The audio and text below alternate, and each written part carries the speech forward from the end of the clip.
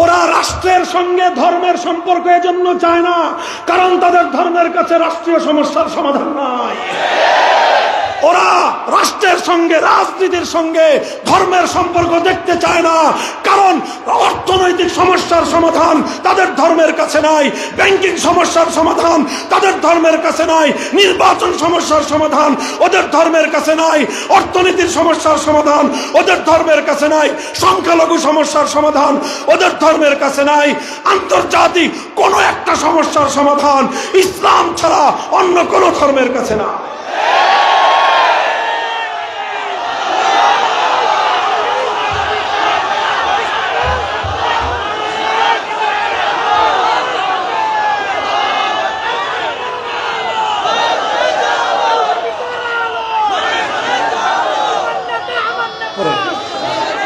বসেন, এই হলো মুসলমানদের মধ্যে একদল এই অমুসলিমদের খপ্পরে পড়েছে, ওরাও রাজি হয়ে গেছে, আয় তুইও লেজ নাড়াইবি, আমরা লেজ নাড়াই। এই কৃষকের বাছুর বলদজানি কথাকার, তুই লেজ নাড়াইবি কেন? তুই লেজ নাড়াবি কেন? তুই কি তোর মায়ের বুকের দুধ খাস নাই? এই মুসলমান হীনমন্যরা, ইসলামী রাজনীতি বাদ দিয়ে গণতন্ত্রের রাজনীতি করো, আব্রাহাম লিঙ্কনের রাজনীতি করো, লজ্জা লাগে না? এই মুসলমান, ইসলামের সন্তান হয়ে, আল কোরআনের অনুসারী হয়ে, মুহাম্মদুর রাসূলুল্লাহর উম্মত হয়ে কার্ল মার্কস, মাও সেতুং, লেনিনের আদর্শের রাজনীতি করো। লজ্জা থাকলে কচু গাছের রশিতে গলায় দড়ি দিতি। পরিষদের উদ্যোগে আয়োজিত ইসলামী মহাসম্মেলনে আল্লাহ পাক রব্বুল আলামিন আমাদেরকে সমবেত হওয়ার, একত্রিত হয়ে আল্লাহর দ্বীনের কথা আলোচনা করবার এবং শুনবার তৌফিক দান করেছেন। রব্বে করিমের বড়ই মেহেরবানি। এই জন্য আল্লাহ রব্বুল আলামিনের দরবারে কালেমাতুশ শুকরের হাদিয়া পেশ করি, আলহামদুলিল্লাহ। বাংলাদেশের অন্যতম একটা মজলুম এলাকা হলো সাতক্ষীরা। সাতক্ষীরার মানুষ, তারা নানাভাবে নিগৃহীত হয়েছে, নির্যাতিত হয়েছে, অধিকার বঞ্চিত হয়েছে। তাদের এই বঞ্চনার ফিরিস্তি অনেক দীর্ঘ। সবচেয়ে বড় বঞ্চনা ছিল যে অন্তত অন্যান্য এলাকার মানুষেরা যতটুকু স্বাধীনভাবে কোরআন হাদিসের কথা আলোচনা করতে এবং শুনতে পেরেছে, সাতক্ষীরার মানুষকে সেই অধিকারটুকু থেকেও চরমভাবে বঞ্চিত করা হয়েছিল। সাতক্ষীরায় আলাদা লিস্ট, তালিকা ছিল যে সাতক্ষীরা জেলায় কোন কোন আলেম ঢুকতে পারবে আর কারা কারা পারবে না। দুর্ভাগ্য বলেন অথবা সৌভাগ্য বলেন, সেই হিট লিস্টে আমার নামও ছিল, যার কারণে দীর্ঘ প্রায় এক যুগ ধরে সাতক্ষীরা এলাকায় আমরা প্রবেশ করতে পারি নাই, আসলেও কথা বলতে পারি নাই। মহান আল্লাহ পাক রব্বুল আলামিনের দরবারে আমরা সাজদাতুশ শুকর আদায় করি, যিনি তার কুদরতের মাধ্যমে সেই দুর্দণ্ড প্রতাপশালী ফ্যাসিবাদকে আল্লাহ উৎখাত করে দিয়েছেন। কাজেই বাংলাদেশের সকল মানুষের যদি একটা সাজদা আদায় করে, সাতক্ষীরার মানুষের অন্তত দুইটা সাজদা আদায় করা দরকার। এবং আগামী দিনে তাদের আল্লাহর কোরআনের পথে দ্বীনের জন্য অতীতের চেয়ে আরো বেশি বলিষ্ঠ ভূমিকা পালন করা তাদের দায়িত্ব এবং কর্তব্য হয়ে দাঁড়িয়েছে।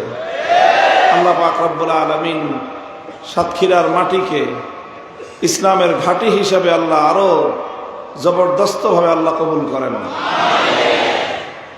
মুহতারাম হাজিরিন, আমি পবিত্র কোরআনে পাকের সূরা মায়েদা কতগুলো আসমানি কিতাব নাজিল করেছেন, কোন আসমানি কিতাবের মধ্যেই এই আয়াতের মতো কোন আয়াত দ্বিতীয়টি আল্লাহ অবতীর্ণ করেননি। বুখারী শরীফের হাদিসের মধ্যে বর্ণিত হয় যে হযরতে খলিফাতুল মুসলিমিন ওমরে ফারুক রাদিয়াল্লাহু তাআলা আনহুর খেলাফতের যুগে ইয়াউমা ঈদা, তো এই আয়াতটি যেই দিন আমাদের কিতাব তাওরাতে নাজিল হতো, সেই দিনটিকে আমরা আমাদের জাতীয় উৎসবের দিবস হিসেবে উদযাপন করতাম। হযরত ওমর জিজ্ঞাসা করলেন, কোন সেই আয়াত? তখন ইহুদিরা বলল, এই যে সূরাতুল মায়েদার এই আয়াত, 6 নম্বর আয়াতের অংশ বিশেষ, আমাদের দ্বীন ইসলামকে পরিপূর্ণ করে দিলাম। দ্বিতীয় ঘোষণা দিলেন, ইসলামের এই পরিপূর্ণতার মাধ্যমে মানব জাতির উপর আমি আল্লাহর পক্ষ থেকে প্রদত্ত নিয়ামত, এটাও পরিপূর্ণতা লাভ করল। তৃতীয় ঘোষণা দিলেন, ওয়ারাদিতু লাকুমুল ইসলাম দীনান, জীবন ব্যবস্থা হিসেবে ইসলাম। এমন একটি ঘোষণা যদি অন্য কোন জাতির কপালে জুটত, আমাদের কপালে যদি জুটত, তাহলে আমরা সেটাকে এমন ভাবে উদযাপন করতাম যে সারা দুনিয়াবাসী প্রতি বছর দেখত যে আমরা সেই দিনটিকে কেমন ভাবে উদযাপন করি।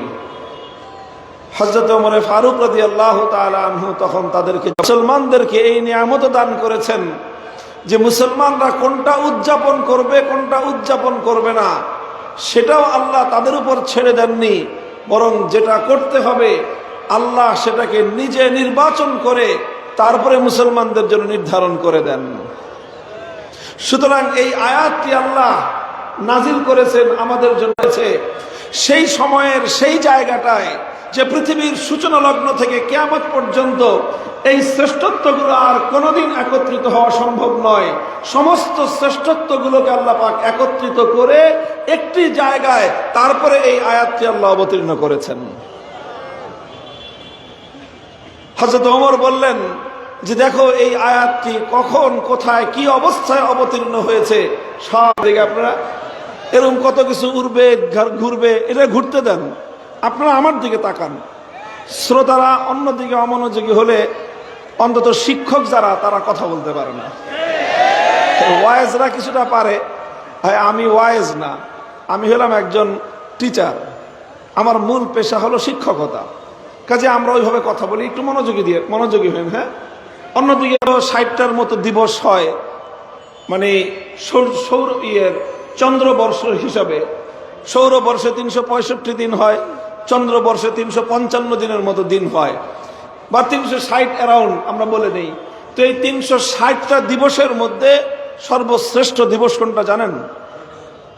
খায়রু ইয়াউমিন তালাআত আলাইহি শামসু ইয়াউমু আরাফাতা। বছরের সর্বশ্রেষ্ঠ একটা দিবস যেটা, সেটা হলো আরাফা। জিলহজ মাসের 9 তারিখ, এটা হলো এই পৃথিবীতে সারা বছরের মধ্যে শ্রেষ্ঠতম দিবস। সপ্তাহের 7 দিনের সেরা দিন জুমার দিন, বছরের সেরা দিন আরাফার দিন। আল্লাহ পাক রব্বুল আলামিন তার কুদরতি সেটআপের মাধ্যমে আগে থেকেই পৃথিবী সৃষ্টির সূচনা লগ্ন থেকে আল্লাহ পাক এমন ভাবে সেটআপ দিয়েছেন যেন বিদায় হজের বছর 10ম হিজরিতে আরাফার দিনটা যেন জুমার দিন পড়ে। আরাফার দিনটা যেন জুমার দিন পড়ে। আল্লাহ পাক একই সঙ্গে জুমার দিন আনলেন, সেই দিনটাকে আরাফার দিন বানালেন। আরাফার দিনের অর্থাৎ জিলহজ মাসের 9 তারিখটা জুমার দিন পড়লো। আর সেই দিনটায় আমার নবী মুহাম্মদ আরামকে তিনি তৈরি করেছিলেন তার পুণ্যাত্মা পূর্ণ সাহাবায়ে কেরামের জামাতকে নিয়ে, পূর্ণ সাহাবীদের দলকে নিয়ে। আল্লাহর নবী তার জীবনের পবিত্রতম সফর, জীবনে আল্লাহর নবী দিন কায়েম হওয়ার পর, মক্কা ইসলাম কায়েম হওয়ার পর একটি মাত্র হজ আল্লাহর নবী করেছেন, যেটিকে ঐতিহাসিকভাবে ইতিহাসের পাতায় হজ্জাতুল ওয়াদা, বিদায়ী হজ বলা হয়। এর আগেও আল্লাহর নবী হজ করেন নাই, এর পরেও আল্লাহর নবী হজ করেননি। নবীর জীবনে একটি মাত্র হজ ইসলাম কায়েম হওয়ার পরে মক্কায় বাস্তবায়িত হয়েছে, সেটি হলো বিদায়ী হজ। সেই বিদায়ী হজে নবীর সঙ্গে সমস্ত সাহাবায়ে কেরাম, হজের যতগুলো আমল আছে সবগুলো আমলের মধ্যে সবচেয়ে গুরুত্বপূর্ণ আমল হলো উকুফে আরাফা। আরাফার ময়দানে উকুফ করা। আরাফার ময়দানের যতগুলো জায়গা আছে তার মধ্যে সবচেয়ে দামি জায়গা হলো জাবালে রহমত। সেই জাবালে রহমতে আমার নবী সমস্ত সাহাবায়ে কেরামকে নিয়ে দণ্ডায়মান, আল্লাহর সঙ্গে তিনি কথোপকথন করছেন। এমন একটা সময় পৃথিবীতে আর কোনোদিন আসে নাই, আর কোনোদিনও আসবে না। সেই গোল্ডেন সময়টায়, সেই সোনালী স্থানে আল্লাহ পাক রব্বুল আলামিন তার পয়গম্বরের উপর জিবরিল আমিনকে পাঠিয়ে কোরআনে পাকের এই আয়াতটি অবতীর্ণ করলেন। সময়টা সর্বশ্রেষ্ঠ, স্থানটা সর্বশ্রেষ্ঠ, উপলক্ষটা সর্বশ্রেষ্ঠ। সমস্ত শ্রেষ্ঠত্ব একত্রিত হওয়ার পর এমন একটা ঘোষণা আসলো, সেই ঘোষণাটাও হলো সর্বশ্রেষ্ঠ শ্রেষ্ঠ।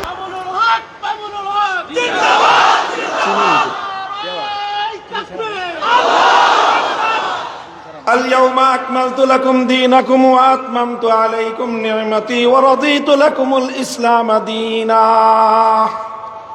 মুহতারাম হাজিরিন, এটা অনেক বড় একটা সৌভাগ্যের বিষয়, অনেক বড় একটা গৌরবের বিষয় যে আমার আল্লাহ পাক রব্বুল আলামিন মুসলমানদের জন্য এই আয়াত নাজিল হওয়ার দিবসকে নিজেদের পক্ষ থেকে নতুন করে উদযাপন করবার কোনো প্রয়োজন অবশিষ্ট রাখেন নাই। যত শ্রেষ্ঠত্ব হতে পারে সবগুলো শ্রেষ্ঠত্ব আল্লাহ পাক রব্বুল আলামিন নিজের পক্ষ থেকে এখানে একত্রিত করে দিয়েই তারপরে আল্লাহ পাক কোরআনের এই আয়াত থেকে অবতীর্ণ করেছেন।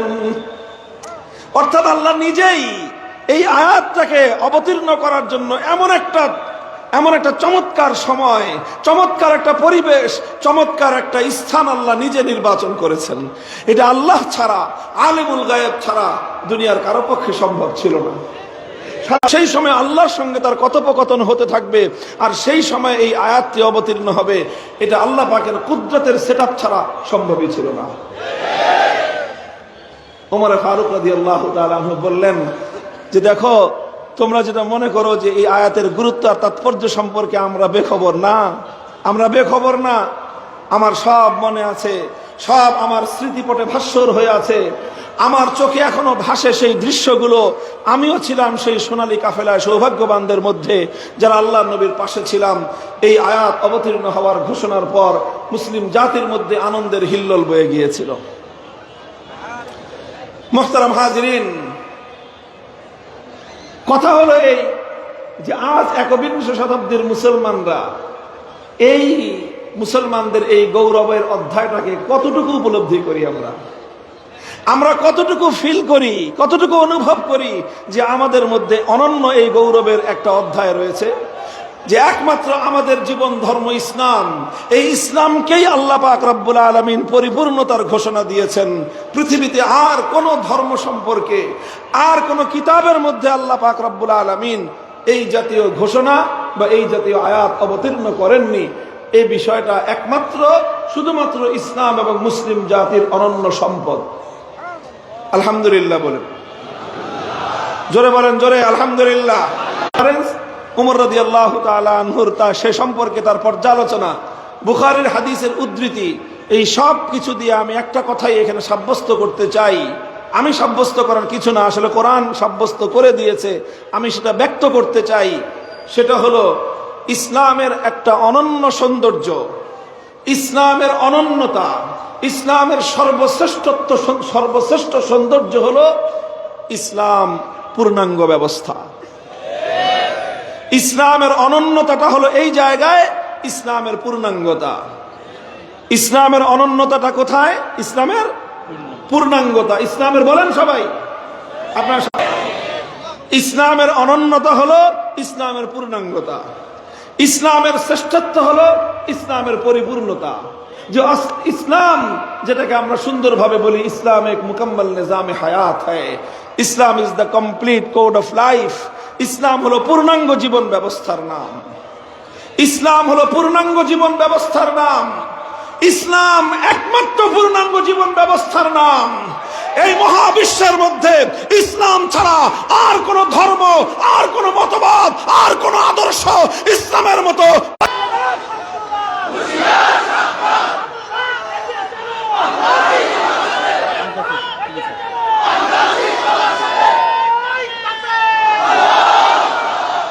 দেখেন। এই কথাটা আমি গলার জোর দিয়ে বললাম এজন্য না যে আমার শুধু গলায় জোর আছে তা না, এজন্য বলেছি কারণ এই কথাটা মিনমিন করে বললে এই কথাকে অপমান করা হবে। এই জন্য আমার ইসলামের পরিপূর্ণতার কথা, এবং ইসলাম একমাত্র পূর্ণাঙ্গ। ইসলামের এই পরিপূর্ণতা নিয়ে আমি একটু কথা বলবো। এটা তো এই পরিপূর্ণতা নিয়ে আসলে কথা বলতে গেলে তো মানে কথার কোনো শেষ নাই। এই মহাসমুদ্র একটা পরিপূর্ণ জিনিস, যার মধ্যে কোনো উইকনেস নাই, কোনো দুর্বলতা নাই, কোনো আনকমপ্লিটনেস নাই, কোনো অসম্পূর্ণতা নাই। সে জিনিসটাকে আমি আলোচনার মাধ্যমে কেমনে শেষ করব। এটা তো সম্ভব না। আলোচনার মাধ্যমে জিনিসটা বিশ্লেষণের মাধ্যমে জাতির সামনে স্পষ্ট হয়ে যায় যে ইসলামই একমাত্র পূর্ণাঙ্গ জীবন ব্যবস্থা। আর এটার সাথে আমাদের একটা গুরুত্বপূর্ণ বর্তমান সময়ের আমাদের জাতীয় জীবনের খুব গুরুত্বপূর্ণ একটা প্রশ্নের সমাধান পাওয়া যাবে। আপনারা তো জানেন, আমার আলোচনা যারা শুনেছেন, যে আমি সাধারণত এমন কোন আলোচনা করে অভ্যস্ত মাহফিলগুলোতে যে আলোচনার মাধ্যমে আমাদের সমাজের বর্তমান প্রচলিত তারা আলেমদের কাছ থেকে রাজনৈতিক সংকটের সমাধান শুনতে পছন্দ করে না। তার চেয়েও বেশি কথা, কিছু মানুষের মধ্যে অ্যালার্জির চুলকানির উপদ্রব হয়, তাদের শরীর চুলকাইতে শুরু করে যখনই আলেম সমাজ রাজনৈতিক কোনো সমস্যার সমাধান নিয়ে কথা বলতে শুরু করে। এখন তাদের ব্যাপারে আমাদের কি চিন্তা? আমাদের একটাই চিন্তা, কুল মুতু বিগাইজিকুম, তোমাদের যদি চুলকাইতে চুলকাইতে চামড়া ছিলেও যায় আমাদের কিছুই করার নাই, আমাদেরকে তো ইসলামের কথাগুলো বলতেই হবে। ইসলাম বুলেটের আঘাত যদি আমার বুকের দিকে ছুটতে আরম্ভ করে, এক মুহূর্ত প্রাণ থাকলে আল কোরআনের শ্রেষ্ঠত্বের কথা বলেই যাব।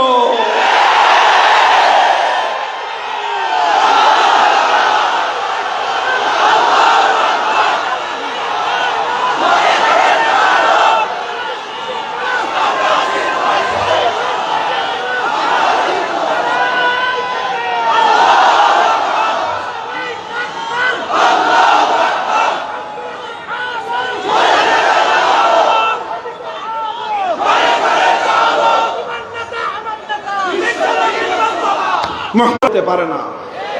ইসলাম ছাড়া অন্য কোন ধর্ম বিশ্ববাসীর সামনে পূর্ণাঙ্গ কোন জীবন ব্যবস্থা দিতে পারে নাই, দিতে পারে না।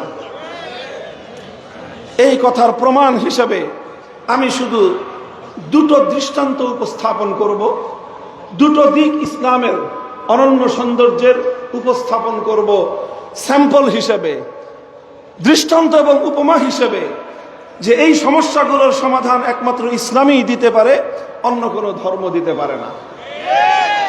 মুহতারাম হাজিরিন, কথাটা এই জন্য আসে, আমি কেন কথাটা এই আঙ্গিকে বলছি, কারণ আমরা যারা মুসলমান, আমরা যারা আল কোরআনকে আসলে পরিপূর্ণভাবে ধারণ করতে স্বীকার করবে, তাহলে এর মাধ্যমে তুমি কোশ্চিন কেন ইমানদার হতে পারবে না।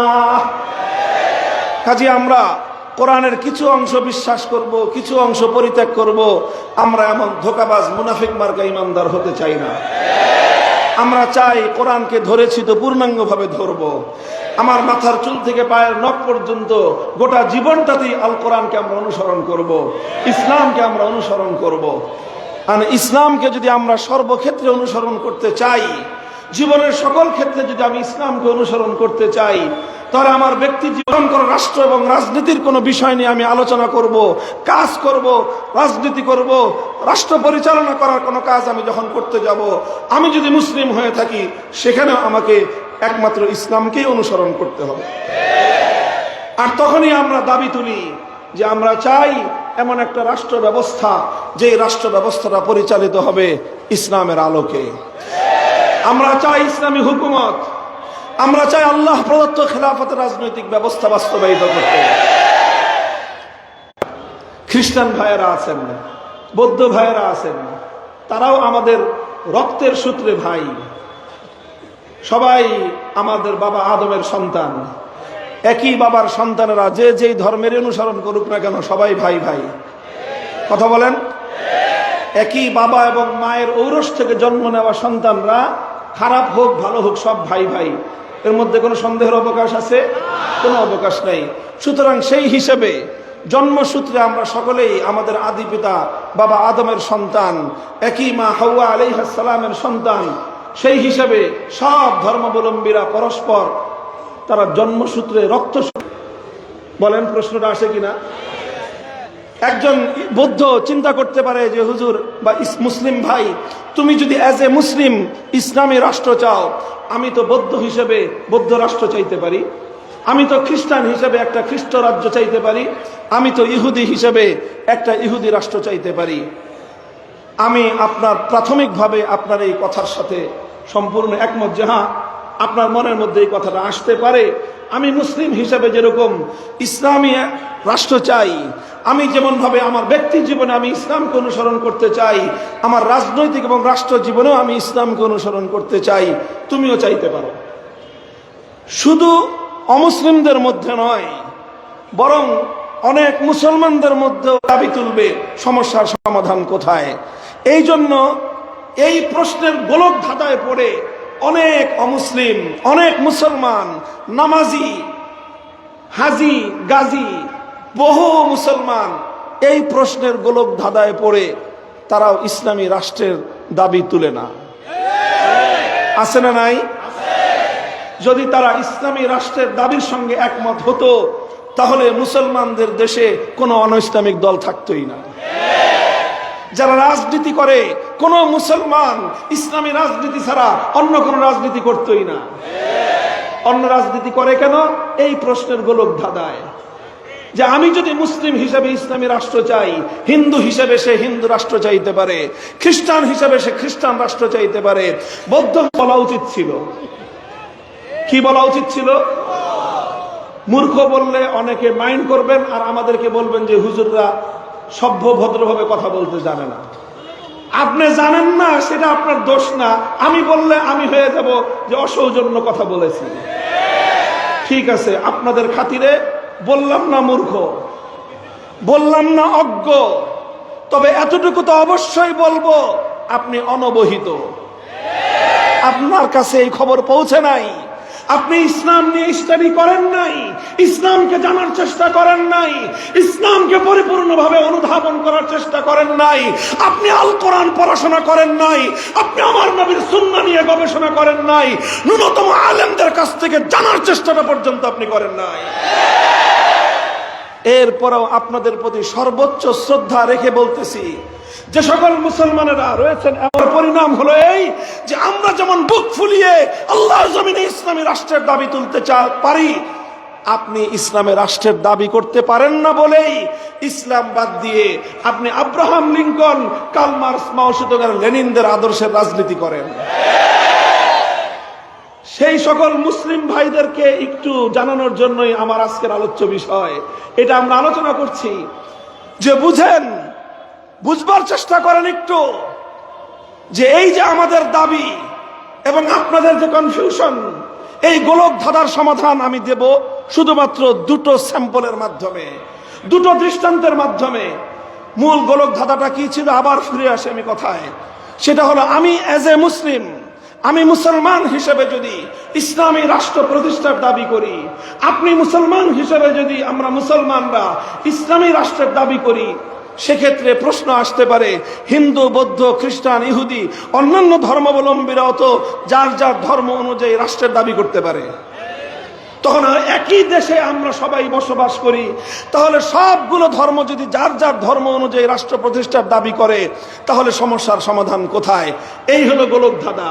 এই গোলক ধাঁধায় অন্য সব ধর্মাবলম্বীরা যেরকম পেঁচিয়ে গেছে, এই অনবহিত হীনমন্য মুসলমানরাও এই গোলক ধাঁধার মধ্যে পড়ে গেছে। আমরা এই সমস্ত মুসলমানদেরকে এই গোলক ধাঁধা থেকে বের করে আনার চেষ্টা করব, আর অমুসলিম ভাইদের এই জিজ্ঞাসার জবাব দেব দুটো দৃষ্টান্তের মাধ্যমে। প্রথম দৃষ্টান্ত হলো এই, আজকের একবিংশ শতাব্দী সারা পৃথিবীতে গ্লোবাল যে সকল কাজকর্ম, বিশ্ব জগৎ জুড়ে যে কাজগুলো চলছে, যেখানে পৃথিবীর এক প্রান্তের একজন লোক আরেক প্রান্তের আরেকটা লোকের সাথে কানেক্টেড, এই তো গ্লোবালাইজেশন, এই তো বিশ্বায়ন, যে আপনি আছেন এখানে, আরেকজন কানাডার অপর প্রান্তে, 24 ঘন্টার দূরত্ব হলো সময়ের ব্যবধানে, সেখানে আপনার 12 ঘন্টার ব্যবধান ওখান থেকে এখানে। এই যে কাজ গ্লোবাল স্টেজে করতে হয়, আন্তর্জাতিক স্তরে মানুষকে অনেক কাজ করতে হয়, যেই কাজগুলোর সঙ্গে সারা পৃথিবীর মানুষ একসঙ্গে কানেক্টেড থাকে, একসঙ্গে জড়িত থাকে।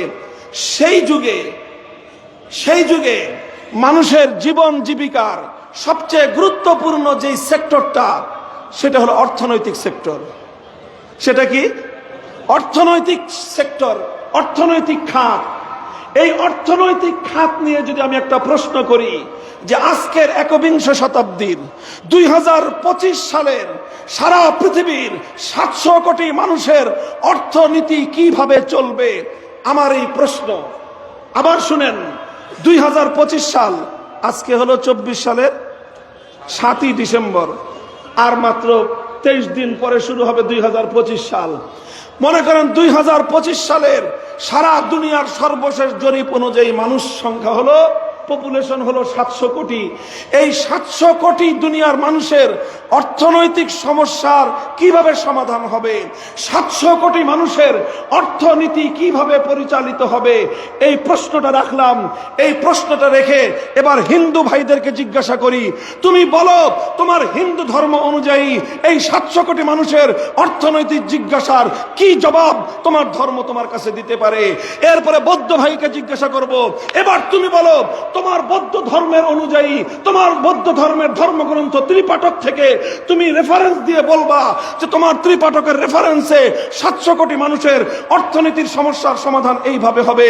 খ্রিস্টানদেরকে জিজ্ঞাসা করব, তোমার আসমানি কিতাব ইনজিল শরীফ এবং তোমার নবী ঈসা আলাইহিস সালামের সূত্রে তুমি আমাদেরকে দুটো বর্ণনা দিবা, যেই বর্ণনার মাধ্যমে 2025 সালের 700 কোটি মানুষের অর্থনৈতিক প্রশ্নের সমাধান পাওয়া যাবে। ইহুদিদেরকেও বলবো, মুসা আলাইহিস সালামের সূত্রে, তাওরাত কিতাবের সূত্রে দুটো রেফারেন্স তুমি আমাকে দিবা, যেই রেফারেন্সের আলোকে 2025 সালের 700 কোটি মানুষের অর্থনীতির প্রশ্নের সমাধান দিতে পারবে তোমরা। এই প্রশ্ন আমি করলাম। বলবেন যে হুজুর এখানে তো হিন্দু বৌদ্ধ খ্রিস্টান নাই। তবে আমি এটা জানি যে আমার মাইকের আওয়াজ যতদূর পর্যন্ত পৌঁছতেছে এখানে কোনো না কোনো অন্যান্য ধর্মাবলম্বীরা আছে। আর ব্যাপারটা এমন নয় যে আমি এখানে চুপিসারে কথাটা বলে চলে যাচ্ছি, আমি বলে যাচ্ছি ফাঁকা মাঠে নয়। আমার এই কথা মাইকে বহুদূর পর্যন্ত ছড়াচ্ছে এবং এই মিডিয়ার যুগে রেকর্ড হচ্ছে, এগুলো ইন্টারনেটে ছড়াবে, চলতে থাকবে, সারা দুনিয়া বিচরণ করবে। সারা দুনিয়া মার্কসিস্টকে সামনে রেখেই আমি চ্যালেঞ্জ করতে পারি, হিন্দু ধর্মাবলম্বী, বৌদ্ধ ধর্মাবলম্বী, খ্রিস্ট ধর্মাবলম্বী, ইহুদি ধর্মাবলম্বী, তাদের ধর্মের রেফারেন্সে 700 কোটি মানুষের অর্থনৈতিক সমস্যার সমাধান দিতে পারবে না।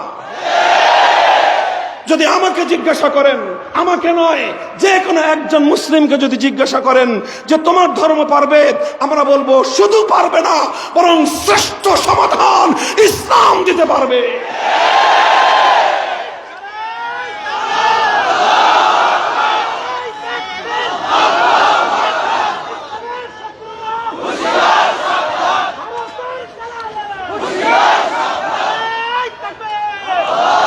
দুই 2025 সালের জাতীয় বাজেট কিভাবে হবে, 2025 সালের এই আধুনিক একবিংশ শতাব্দীর মিলেনিয়ামের যুগের একটা রাষ্ট্রের জাতীয় বাজেট কিভাবে হবে, রেভিনিউ কালেকশন কিভাবে হবে, এক্সপেন্ডিচার কিভাবে পরিচালিত হবে, এই সকল খাতগুলোকে যদি আপনি ধর্মের আলোকে সাজাতে চান, নট অনলি ফর মুসলিমস, শুধু মুসলমানদের জন্য নয়, জাতি ধর্ম নির্বিশেষে প্রত্যেকটি ধর্মাবলম্বীর জন্য প্রযোজ্য একটি জাতীয় বাজেট যদি আপনি আমার কাছে চান, আমি আল কোরআনের আলোকে, আল্লাহর পয়গম্বরের সুন্নাহর আলোকে বিশ্ববাসীর সামনে উপহার দিতে সক্ষম। মুহতারাম হাজিরিন, এটা শুধু আমাদের গলার জোরের কথা না, এই জন্য এই কথাগুলো একটু আস্তে বলতেছি। অন্য কথা যতটা জোরে বলি, এই কথাটা একটু আস্তে বলছি না আমি? হ্যাঁ, এই কথাটা আস্তে বলতেছি। এজন্য বলতেছি যে এই কথাটা আমার গলার জোরের কথা নয়, এটা রিয়ালিটি, এটা বাস্তবতা। এত বড় রাষ্ট্র আছে আমাদের পার্শ্ববর্তী রাষ্ট্র ভারত, সেই ভারত বর্তমান শাসন করতেছে একটা হিন্দুত্ববাদী একটা সরকার, চরম হিন্দুত্ববাদী সরকার। সেই হিন্দুত্ববাদী সরকারের প্রধান নরেন্দ্র মোদী, অমিত শাহ এবং তাদের যে বিজেপি যে দল, তাদেরকে আমরা ওপেন চ্যালেঞ্জ করলাম, আনো মোদী কি বলছে সেটা জানতে চাই না, তোমার ধর্মগ্রন্থ কি বলে রেফারেন্স দাও।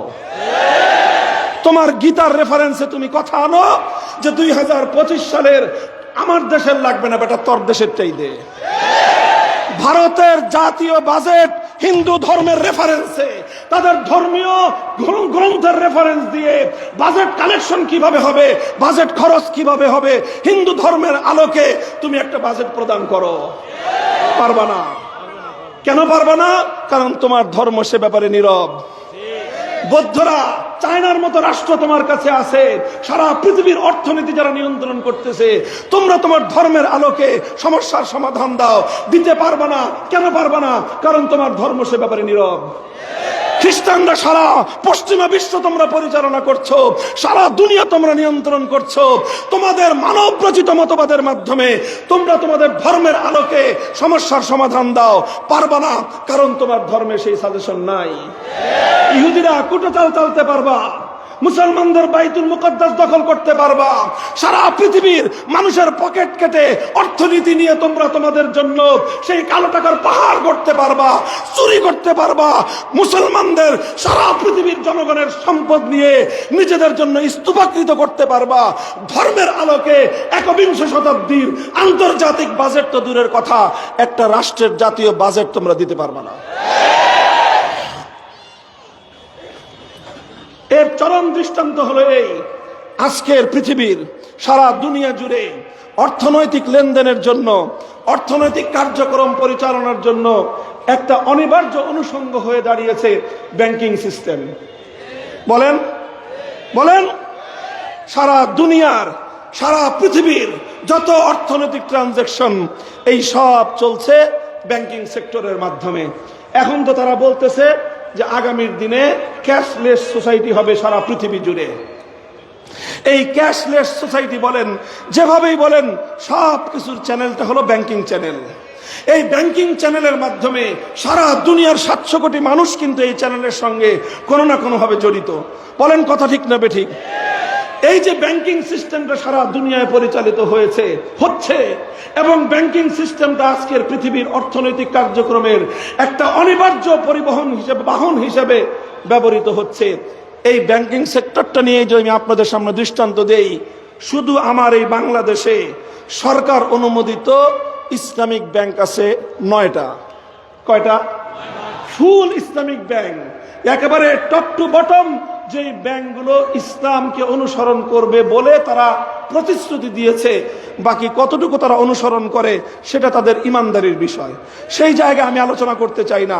9টা ব্যাংক রয়েছে ফুল ইসলামিক ব্যাংক, আর এছাড়া আরো প্রায় 5-7টা ব্যাংক রয়েছে যারা পূর্ণাঙ্গ ইসলামিক ব্যাংকিং করে না, তবে তাদের ইসলামিক ব্রাঞ্চ রয়েছে, ইসলামিক ব্যাংকিং এর উইন্ডো রয়েছে, অর্থাৎ তারাও ইসলামিক ব্যাংকিং আংশিক করে। এবং বাংলাদেশ ব্যাংক, যেটা আমাদের সেন্ট্রাল ব্যাংক, সেই সেন্ট্রাল ব্যাংকের বিরাট একটা এখন পার্ট করে দেওয়া হয়েছে ইসলামিক ব্যাংকিং এর জন্য। অর্থাৎ সেই জায়গাটাকে সরকার ঘোষণা দিয়েছে যে বাংলাদেশ ব্যাংকের এই জায়গাটা সুদমুক্ত থাকবে এবং তারা শুধুমাত্র ইসলামিক ব্যাংকগুলো নিয়ে ডিল করবে। মোহতারাম হাজিরিন, শুধু এটা আমার বাংলাদেশ নয়, সারা পৃথিবী জুড়ে ওয়েস্টার্ন ওয়ার্ল্ড, পশ্চিমা বিশ্ব, ইউরোপ, আমেরিকা সহ পৃথিবীর এমন দেশ খুঁজে পাওয়া কঠিন যেখানে ইসলামিক ব্যাংকিং নাই। ইসলামিক ব্যাংকিং মানে কি? ইসলামিক ব্যাংকিং এর মূল কথা হলো এমন ব্যাংকিং যেই ব্যাংকিং সেক্টরটা পরিচালিত হবে আল কোরআন এবং নবীর সুন্নাহর নীতিমালা অনুযায়ী। আচ্ছা, মুসলমানরা যেরকম সারা পৃথিবীর বাসীর জন্য ইসলামিক ব্যাংক উপহার দিল, ইসলামিক ব্যাংকে শুধুমাত্র মুসলমানরাই অ্যাকাউন্ট খুলে? আরে ভাই কথা বলেন না কেন? মিনমিনান আপনারা, সাতক্ষীরার মানুষ কথা বলেন। ইসলামিক ব্যাংকগুলোকে শুধুমাত্র মুসলমানরাই অ্যাকাউন্ট খুলে? হিন্দুদের অ্যাকাউন্ট নাই, খ্রিস্টানদের অ্যাকাউন্ট নাই, বৌদ্ধদের অ্যাকাউন্ট নাই? তাহলে ইসলামিক ব্যাংকগুলো ইসলামিক ব্যাংকিং এর মাধ্যমে কোরআন সুন্নাহর নীতিমালা অনুযায়ী সব ধর্মাবলম্বীদেরকে ব্যাংকিং সেবা দিচ্ছে।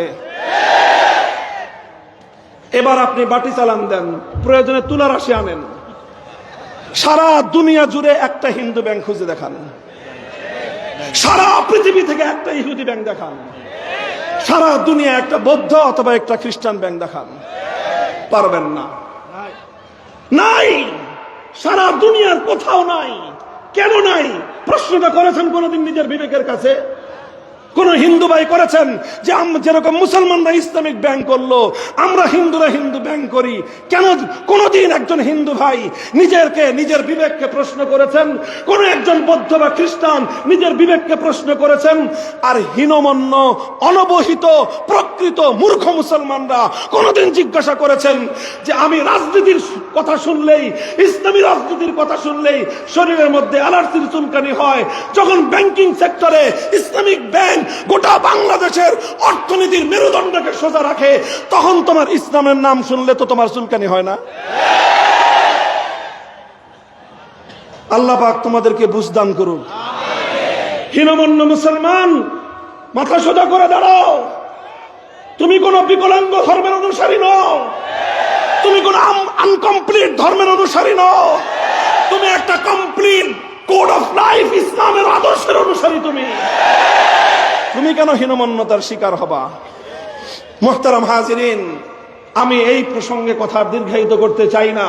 এটা শুধু একটা আপনাদেরকে দৃষ্টান্ত হিসাবে দেখালাম যে ইসলাম তো আজ প্রায় 1960-এর দশক থেকে 40 বছর আর 20 বছর, 60 বছর প্লাস 5 বছর, 65 বছর, আজ প্রায় 7 দশক হতে চলেছে যে সারা দুনিয়া জুড়ে মুসলমানরা ইসলামিক ব্যাংকিং সিস্টেম গড়ে তুলে দুনিয়ার 700 কোটি মানুষের অর্থনৈতিক লেনদেন ইসলামের নীতিমালা অনুযায়ী পরিচালনা করবার ব্যবস্থা শুধু কিতাবপত্রে নয়, প্র্যাকটিক্যালি সারা দুনিয়ার সামনে দিয়েছে।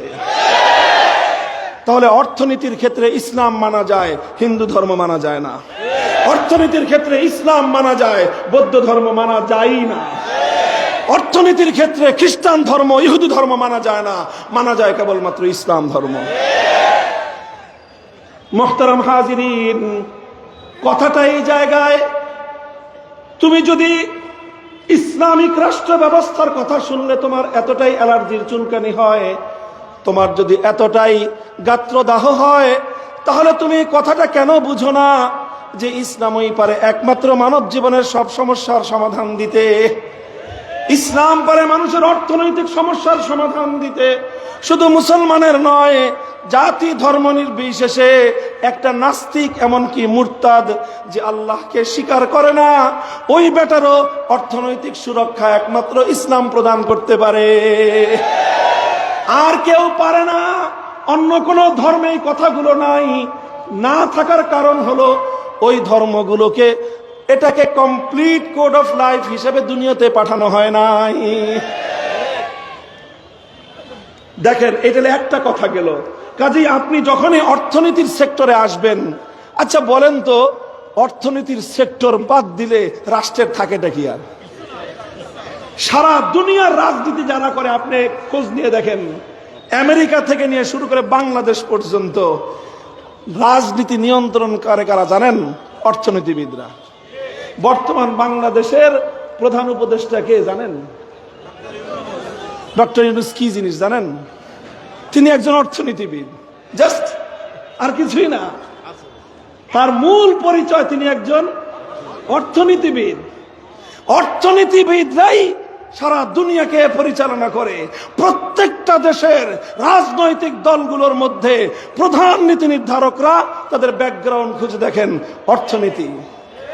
অর্থনৈতিকভাবে তারা অর্থনীতি সাবজেক্টের সঙ্গে তারা গভীরভাবে জড়িত, এবং এই সাবজেক্ট নিয়ে যারা নাড়াচাড়া করে, এর সঙ্গে রাষ্ট্রনীতি এবং রাষ্ট্র ব্যবস্থার এতটাই গভীর সম্পর্ক যে আজকে বলা হয় অর্থনীতি যদি ডাউন হয় রাষ্ট্র ব্যবস্থা ফল করে। অর্থনীতি ডাউন করলে, অর্থনীতি যদি ব্যর্থ হয় রাষ্ট্র ফল করে। তাহলে সেখানে অর্থনীতির এতটাই গুরুত্ব, সেই জায়গাটায় ইসলাম সারা দুনিয়ার সামনে একটা চমৎকার অর্থনৈতিক ব্যবস্থা দিতে পেরেছে। অন্য কোনো ধর্মের চমৎকার আর অচমৎকার তো পরের কথা, তোমার তো কোনো সিস্টেমই নাই। তুমি একটা সিস্টেম দিতা, তারপরে আমি কম্পেয়ার করতাম যে তোমারটা কত মার্ক পায়, আমারটা কত মার্ক পায়। তোমাদের কারো কাছে তো কোনো সিস্টেমই নাই, তুলনা করব কিসের সাথে? কথা বলেন ঠিক না বেঠিক?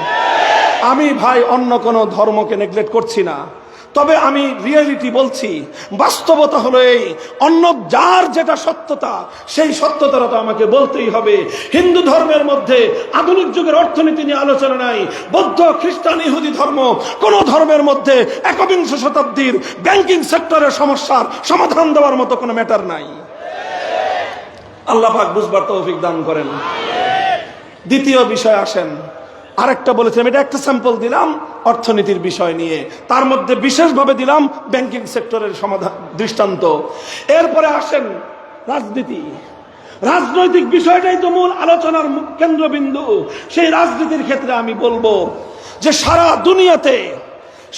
দুনিয়া জুড়ে নেতৃত্ব নির্বাচন, কি নির্বাচন? নেতৃত্ব নির্বাচন, এটা হলো রাজনীতির মুখ্য পয়েন্ট। আরে কথা বলেন, এত রাজনীতি, এত মারামারি, এত কাটাকাটি কি জন্য? নেতৃত্ব নিয়েই তো। এই নেতৃত্ব কিভাবে নির্বাচিত হবে? এই যে 90 সাল থেকে যে শুরু হয়েছে বাংলাদেশে কারাকারি আর মারামারি, শেষ হয়েছে? একবার শুনলাম তত্ত্বাবধায়ক সরকার, আরেকবার শুনি তত্ত্বাবধায়ক সরকার পাগলের প্রলাপ, আরেকবার শুনি এইটা সেটা। এই করতে করতে 2008 সাল থেকে একজন ক্ষমতা এসে তত্ত্বাবধায়ক সরকার বাতিল করে দিয়ে ক্ষমতাটাকে বাধ্যতার তালুক হিসেবে এমনভাবে পাকাপোক্ত করলো যে সুপারগুলো দিয়ে নিজের নিতম্বের সঙ্গে আটকে রাখার চেষ্টা করলো। এমন ভাবে আটকাইছে যে লাথি মারা ছাড়া তার নিতম্বের নিচ থেকে আর এই ক্ষমতার চেয়ার ছুটে না। জনগণ তাই করলো, লাথি মেরে শেষ পর্যন্ত নিতম্বের নিচ থেকে ক্ষমতার মস্তককে ছুটাইল। এ কেন করতে হয় সমস্ত কাজ? কারণ নেতৃত্ব নির্বাচন ব্যবস্থা, এটাই তো বলেন। আচ্ছা, নেতৃত্ব নির্বাচনের এই যে প্রসঙ্গ, এটাই হলো সারা পৃথিবীর সমস্ত রাজনৈতিক দলগুলোর মূল ফোকাস পয়েন্ট, যে কিভাবে নেতৃত্ব নির্বাচিত হবে, কিভাবে প্রধানমন্ত্রী নির্বাচিত হবে, কিভাবে রাষ্ট্রপ্রধান নির্বাচিত হবে। এই বিষয়টাই রাজনীতির মুখ্য পয়েন্ট। এই পয়েন্ট নিয়ে যদি আমি প্রশ্ন করি যে নেতৃত্ব নির্বাচন করবার কি ফর্মুলা তোমার কাছে আছে, আমার প্রশ্নটা আগে বুঝেন। আগে যেরকম একটা প্রশ্ন করেছিলাম যে 700 কোটি মানুষের মূল ফোকাস পয়েন্ট যেটা, সেটা হলো নেতৃত্ব নির্বাচন পদ্ধতি। আমি এবার প্রশ্ন করলাম সারা দুনিয়ার সমস্ত ধর্মাবলম্বীদের কাছে, নেতৃত্ব নির্বাচন করবার কি ফর্মুলা তোমার কাছে আছে বলো। প্রথমেই বলি, মোদিজির কাছে তুই বেটা, তোর ধর্মগ্রন্থ গীতা তুই সহ তার বিজেপির যা আছে সব মিলে বস, পুরা গীতা উল্টা 3 বার 4 বার 5 বার উল্টা। এরপরে তোমার ধর্মগ্রন্থের রেফারেন্স দিয়ে তুমি বলো আমার কাছে তোমার ধর্মগ্রন্থ কি বলে, তোমার হিন্দু ধর্ম কি বলে, নেতৃত্ব নির্বাচন করবার ফর্মুলা কি। বৌদ্ধরা বলো, খ্রিস্টানরা বলো, ইহুদিরা বলো, কারো কাছে কোনো জবাব নাই, সব সাইলেন্ট, সব নীরব। যদি বলেন মুসলমানদের কাছে নেতৃত্ব নির্বাচন করবার কি ফর্মুলা আছে, আমি দ্ব্যর্থহীন ভাবে এর জবাব দিব, ইসলামের কাছে নেতৃত্ব নির্বাচন করবার শুধু ফর্মুলা নয়, বরং এই মহাবিশ্বের মধ্যে সৃষ্টির শুরু থেকে কিয়ামত পর্যন্ত বিশ্বব্যাপী নির্বাচন ব্যবস্থা, নেতৃত্ব নির্বাচনের সর্বশ্রেষ্ঠ ব্যবস্থা, নির্ভুল ব্যবস্থা একমাত্র ইসলামের কাছেই আছে।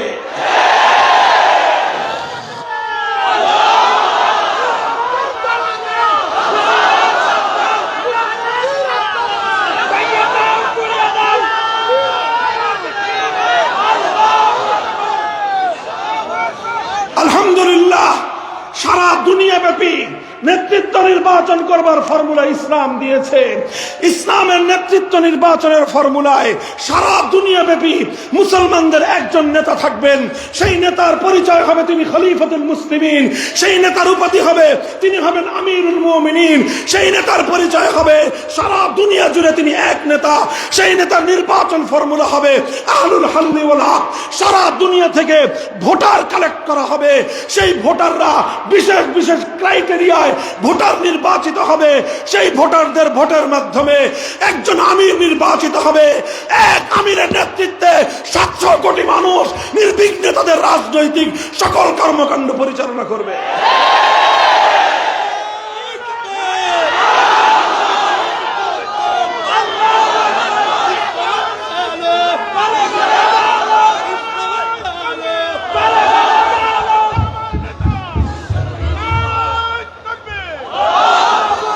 মুহতারাম হাজিরিন, ঠিক এভাবে নেতৃত্ব নির্বাচনের ক্ষেত্রে ইসলামের কাছে ব্যবস্থা রয়েছে।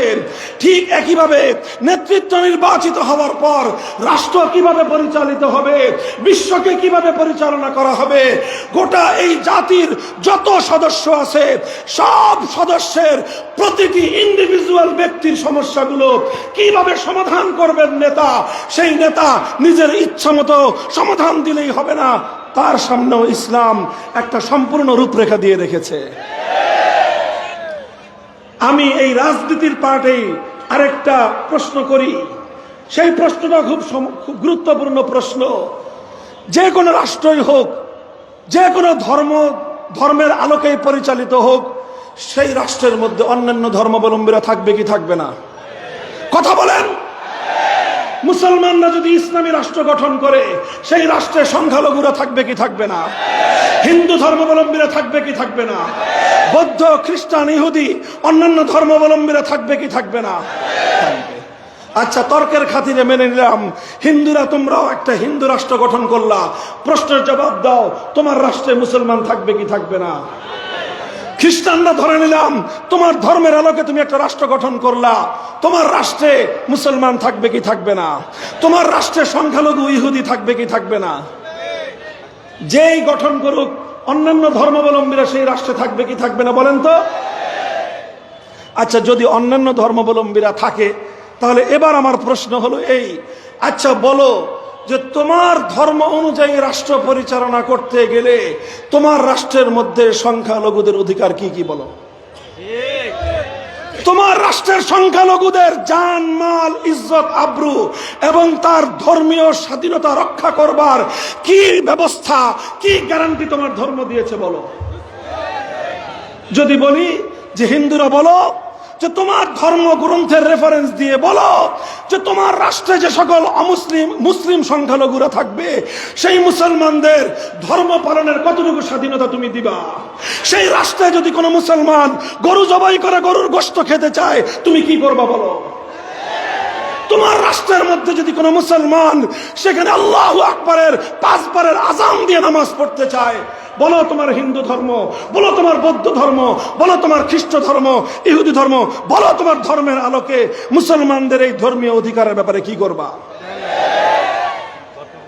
জবাব তাদের কাছ থেকে জানেন পরে, আমার কাছ থেকে শুনে যান। জবাব হলো নীরব বোবা, কোনো জবাব নাই। কারণ তাদের ধর্মে সংখ্যালঘুদের ব্যাপারে কি অধিকার সংখ্যালঘুরা পাবে কিচ্ছু বলা নাই।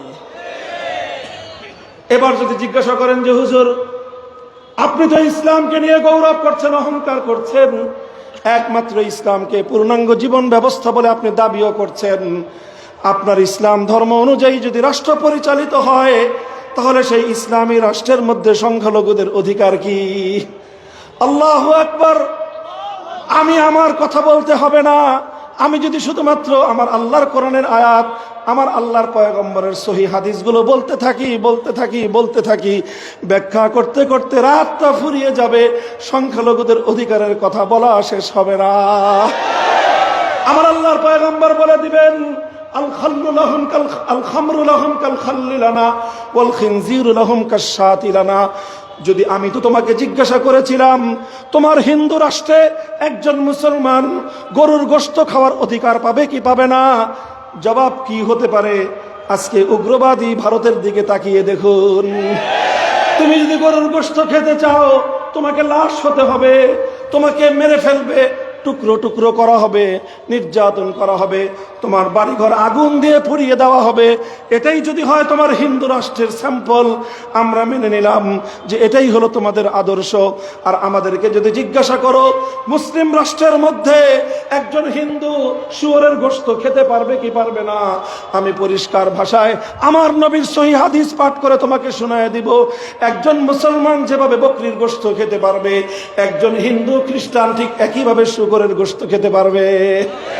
যদি জিজ্ঞাসা করো মদ পান করতে পারবে কিনা, আমি সেটাও তোমাকে বলে দিব, একজন মুসলমান যেভাবে জুস পান করতে পারবে, একজন মুসলমান যেরকম সিরকা পাস পান করতে পারবে, শরবত যেমন একজন মুসলমানের পান করার অধিকার রয়েছে, মদ পান করবার অধিকার একজন অমুসলিমের রয়েছে। এবার শুয়োর আর মদ থেকে শুরু করলাম। আর কি শুনতে চাও তোমরা বলো? এটা আমার কথা না তো ভাই। কেউ সুরের মদের কথা শুনে বলেন না যে হুজুর এখান থেকে শুরু করলেন কেন? আর এটা আমার নবী বলেছেন এই জন্য বললাম। এটা কোনো ব্যাখ্যার কথা না, এটা আমার নবীর হাদিসের সরাসরি অনুবাদ। যে মুসলমানরা যেরকম মুসলিম রাষ্ট্রের মধ্যে সিরকা এবং জুস পান করার অধিকার রাখে, অমুসলিম নাগরিকরা মুসলিম রাষ্ট্রের মধ্যে মদ্যপান করার অধিকার সেভাবেই রাখে। সুতরাং কোন একজন মুসলিম যদি কোন একজন অমুসলিমের একটা মদের মটকা ভেঙে ফেলে, ইসলামী রাষ্ট্রের আদালত বলবে তুমি তাকে জরিমানা দাও। ইসলাম বলবে কোন একজন মুসলিম যদি কোন একজন অমুসলিমের একটা শূকরের বাচ্চা মেরে ফেলে, তাহলে ইসলামী আদালত সেই মুসলিমকে বলবে যে তুমি একটা মুসলমানের বকরির বাচ্চা মারলে যেভাবে তাকে ক্ষতিপূরণ দিতে হতো, একজন অমুসলিমের শূকরের বাচ্চা তুমি হত্যা করেছো, তার ক্ষতিপূরণ দাও। যেই ইসলাম তোমার মদের নিরাপত্তা দিতে পারলো, যে ইসলাম তোমার শূকরের বাচ্চার নিরাপত্তা দিতে পারে, সেই ইসলাম থেকে তুমি আর কোন নিরাপত্তার ব্যাপারে শঙ্কিত বলো? তোমার ধর্মের সমস্ত, তোমার ধর্ম পালন করবার যত নিরাপত্তা ইসলাম দিবে, সব নিরাপত্তা ইসলাম দিবে। তুমি কি দিবা বলো? তুমি ইসলামকে কি দিবা সেটাও ইসলাম বলে দিয়েছে। মুসলমানরা, মুসলিম নাগরিকরা মুসলিম রাষ্ট্রকে যাকাত ফান্ডে যাকাত দিবে, অন্যান্য ফান্ড থেকে ফান্ড কালেকশন হবে, আর এগুলো মুসলিম রাষ্ট্র প্রপার ডিস্ট্রিবিউশন করে মুসলমানদের দারিদ্র্য বিমোচনের সমস্যার সমাধান করবে। অমুসলিম যেহেতু সে অমুসলিম, যাকাত যেহেতু একটা ফরজ ইবাদত, অমুসলিমের জন্য কোনো ফরজ ইবাদত নাই, সুতরাং তার কাছ থেকে যাকাত নেওয়া যায় না। অথচ মুসলিমকে যেমন সার্ভিস দিতে হয়, পুলিশ যেমন মুসলমানকে সেবা দিবে, পুলিশ যেমন মসজিদের নিরাপত্তা দিবে, পুলিশ তো মন্দিরের নিরাপত্তা দিবে। পুলিশ যেমন মুসলমানের গরু ছাগলের নিরাপত্তা দিবে, পুলিশ তো ঠিক একইভাবে অমুসলিমের শুয়োর আর মদের নিরাপত্তাও দিবে। দেখ মাগনা আসবে, হ্যাঁ? এই পুলিশটা যে ঘুরবে সারা রাত ডিউটি করবে, রাষ্ট্র যে তোমাকে সার্ভিসটা দিবে এমনিতেই। বহির শত্রুরা যদি আক্রমণ চালায়, আগ্রাসী কোন দেশ যদি আক্রমণ চালায়, সে আগ্রাসী শক্তির সঙ্গে সামরিক মোকাবেলা করবে। সামরিক মোকাবেলা করে মুসলমানরা বুকতান করে অমুসলিমদের জীবনের নিরাপত্তা দিবে। এই নিরাপত্তাটা কিসের বিনিময়ে আসবে? এজন্য তোমার কাছ থেকে একটা সার্ভিস চার্জ নেওয়া হবে। সেই সার্ভিস চার্জটার নাম ইসলাম রেখেছে জিজিয়া। তুমি কর দিবা, তুমি জিজিয়া দিবা। সেই জিজিয়ার ব্যাপারে ইসলাম বলে দিয়েছে মাথা পিছু জিজিয়া আদায় করা হবে, অমুসলিমদের মাথা পিছু জিজিয়া আদায় করা হবে। এবং সেই জিজিয়া নির্ধারণের ক্ষেত্রে আমার নবী সরওয়ারে কায়নাত রাহমাতুল্লিল আলামিন সাল্লাল্লাহু আলাইহি ওয়াসাল্লাম মানদণ্ড ঠিক করে দিয়েছেন যে কার কাছ থেকে কতটুকু কর আদায় করা হবে। একজন অমুসলিম স্বাভাবিকভাবে কোনো বার্ডেন হয় না মতো করে, তার উপরে চাপ হয় না মতো করে, স্বাভাবিক তার ইনকাম থেকে যতটুকু অংশ রাষ্ট্রকে দিলে তার নিত্য প্রয়োজনীয় খরচ সামাল দিতে কষ্ট হয় না, এতটুকু পরিমাণ কর নির্ধারণ করবার অধিকার ইসলামী রাষ্ট্রের আছে। আর এর চেয়ে বেশি যদি কর কোন অমুসলিমের উপর ইসলামী রাষ্ট্রপ্রধান আরোপ করে, আল্লাহর নবী বলেছেন আমি সেই ইসলামী রাষ্ট্রপ্রধানের বিরুদ্ধে কিয়ামতের দিন আল্লাহর দরবারে আমি মুহাম্মদুর রাসূলুল্লাহ নিজে বাদী হয়ে মামলা দায়ের করব। কি চাও আর তুমি বলো? তুমি কি চাও? মুসলমানরা 2.5% যাকাত দিবে, তোমার কাছ থেকে 2.5%-এর বেশি নেওয়া হবে না। যদি তুমি বৃদ্ধ হয়ে যাও, বার্ধক্যে উপনীত হও, তোমার কর মওকুফ করে দেওয়া হবে। তুমি যদি চিকিৎসাহীন থাকো, ইসলামী রাষ্ট্র তোমার চিকিৎসার নিরাপত্তা দিবে, তোমার মন্দিরের নিরাপত্তা দিবে, তোমার দেবতার নিরাপত্তা দিবে, তোমার শুকরের নিরাপত্তা দিবে, তোমার মদের নিরাপত্তা দিবে, জীবনের নিরাপত্তা দিবে, ইজ্জতের নিরাপত্তা দিবে। সমস্ত নিরাপত্তা দেওয়ার দায়িত্ব ইসলাম গ্রহণ করেছে। মুহতারাম হাজিরিন, প্রশ্ন ছিল যে কোনো ধর্ম দিয়ে পরিচালিত রাষ্ট্রে অন্য ধর্মাবলম্বীদের কি অধিকার থাকবে, এই ছিল প্রশ্ন। মনে আছে? এই প্রশ্নের জবাবে সব ধর্ম নীরব, সব ধর্ম নীরব। আমি কথা বলে যাচ্ছি, যদি এই প্রশ্নের কোনো সমাধান আপনারা পৃথিবীর অন্য কোনো ধর্মাবলম্বীরা আজ হোক কাল হোক, 1 বছর 5 বছর 10 বছর কিয়ামত পর্যন্ত যদি আপনারা পারেন নিয়ে আসেন। তবেন হুজুর কিয়ামত পর্যন্ত কি আপনি থাকবেন নাকি? আর আমি থাকি আর না থাকি, আমার কবর থাকবে। আচ্ছা, আমার কবরে দরকার নাই, আমার পরবর্তী প্রজন্ম থাকবে। আমি কিয়ামত পর্যন্ত মুসলিম জাতির পক্ষ থেকে চ্যালেঞ্জ ঘোষণা করে গেলাম, যদি পারো নিয়ে এসো। ফাইল্লাম তাফআলু ওয়ালান তাফআলু, কোশ্চেন গেলেও পারবে না, আগাম ঘোষণা করে দিলাম। মুহতারাম হাজিরিন, আমার এই আলোচনার সারমর্ম হলো এই, বর্তমান পৃথিবীর সবচেয়ে গুরুত্বপূর্ণ দুটো সমস্যা, দুটো জিজ্ঞাসার সমাধান একমাত্র ইসলাম ধর্মে আছে, অন্য কোনো ধর্মে নাই। একবিংশ শতাব্দীর বিশ্ববাসীর অর্থনীতি পরিচালিত হবে কিভাবে, ইসলাম বলতে পারে। একবিংশ শতাব্দীর সারা বিশ্বব্যাপী রাজনীতি পরিচালিত হবে কিভাবে, ইসলাম বলতে পারে, অন্য কোনো ধর্ম বলতে পারে না। অন্য কোন ধর্মের কাছে যদি কোনো ফর্মুলা থাকতো আর সেই ফর্মুলা যদি সামনে আসতো, তাহলে আমরা কম্পেয়ার করতাম যে ঠিক আছে, মুসলমানরা চায় ইসলাম অনুযায়ী রাষ্ট্র চালাতে, হিন্দুরা চায় হিন্দু ধর্ম অনুযায়ী রাষ্ট্র চালাতে, তখন সেটা ধাক্কাধাক্কি লাগতো। বুঝেন নাই? এই যে তারা যে বললেন যে খেলা হবে, আর বলছেন কি বলেন নাই? কই 5ই আগস্টের পরে তো খেলা দেখলাম না কোথাও। খেলা যখন রেফারি নামলো মাঠে, কোথায় আপনারা? রেফারি মাঠে নামার পর লেভেল প্লেইং ফিল্ড যখন তৈরি হলো, তখন তো আপনারা মাঠ তো দূরের কথা, সীমান্তের ভিতরেই তো নাই, সোজা সীমান্তের অপর প্রান্তে। খেলা হবে কেমনে? খেলা হতে হলে তো আগে আপনাকে টিম গঠন করতে হবে, তারপরে সেই টিমের তালিকা দিতে হবে যে এই যে আমার টিমের 11 জন খেলোয়াড়ের তালিকা, অধিনায়কের নাম হলো শেখ হাসিনা, তারপর স্ট্রাইকারের নাম হলো ওবায়দুল কাদের। নাম নিয়ে আসেন 11 জনের প্লেয়ার, আমরাও দিব 11 জন প্লেয়ার, এরপরে সেনা খেলা হবে। আপনারা তো নাই, খেলা হবে কিভাবে? অর্থাৎ যখন খেলার সময় এসেছে, এক পক্ষ উপস্থিত, আরেক পক্ষ নাই, এটা খেলার রুল অনুযায়ী বলা হয় ওয়াক ওভার। এটা এমনিতেই ডিক্লিয়ার হয়ে যায় যে তুমি বিজয়ী, তুমি পরাজিত। আমি ঘোষণা করলাম, আসো আসো, আমরা ইসলাম অনুযায়ী ইসলামী রাষ্ট্র পরিচালনা করতে চাই। আমরা পূর্ণাঙ্গ রূপরেখা দাখিল করব।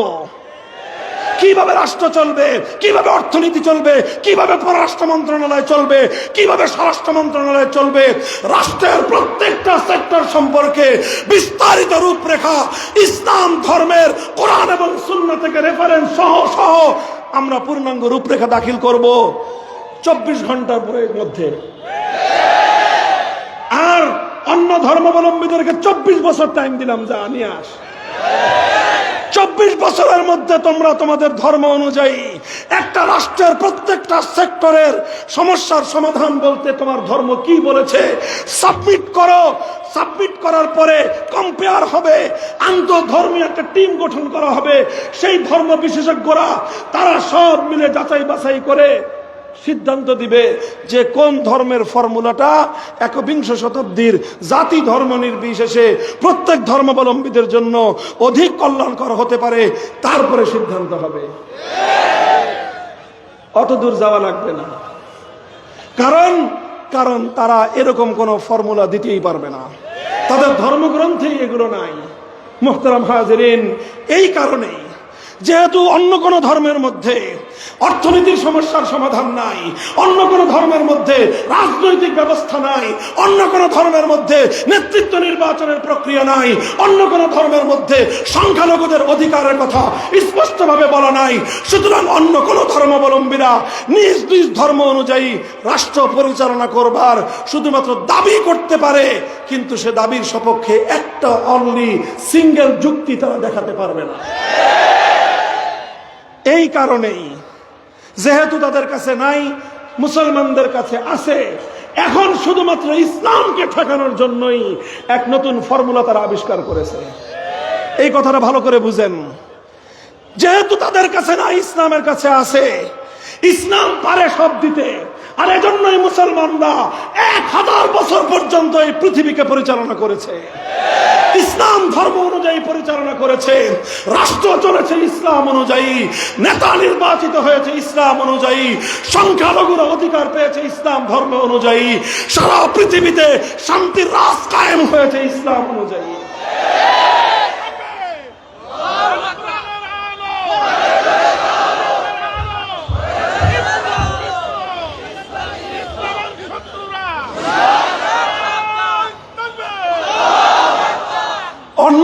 ধর্মাবলম্বীদের কাছে যেহেতু এরকম কোনো ফর্মুলা সাবমিট করার মতো ধর্মীয় কোনো ম্যাটারই তাদের কাছে নাই, ধর্মের মধ্যে এই সকল বিষয়গুলো বর্ণনা করাই নাই, তাহলে তারা দিবে কোত্থেকে?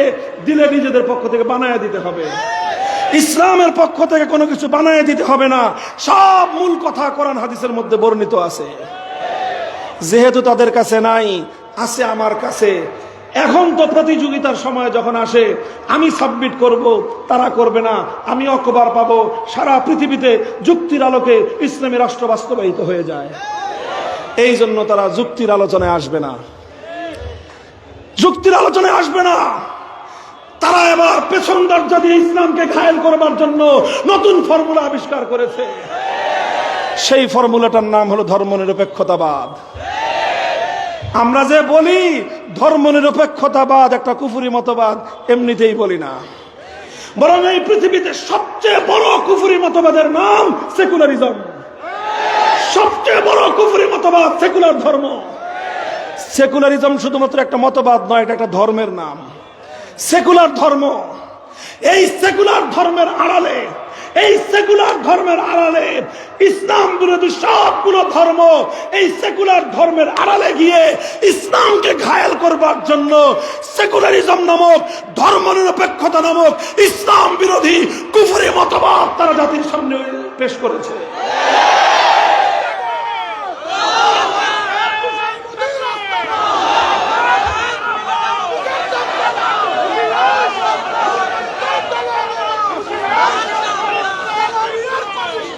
এই জন্য তারা বলে কি, এই জন্য তারা নতুন তথ্য আবিষ্কার করেছে, নতুন দর্শন আবিষ্কার করেছে, নতুন থিওরি আবিষ্কার করেছে।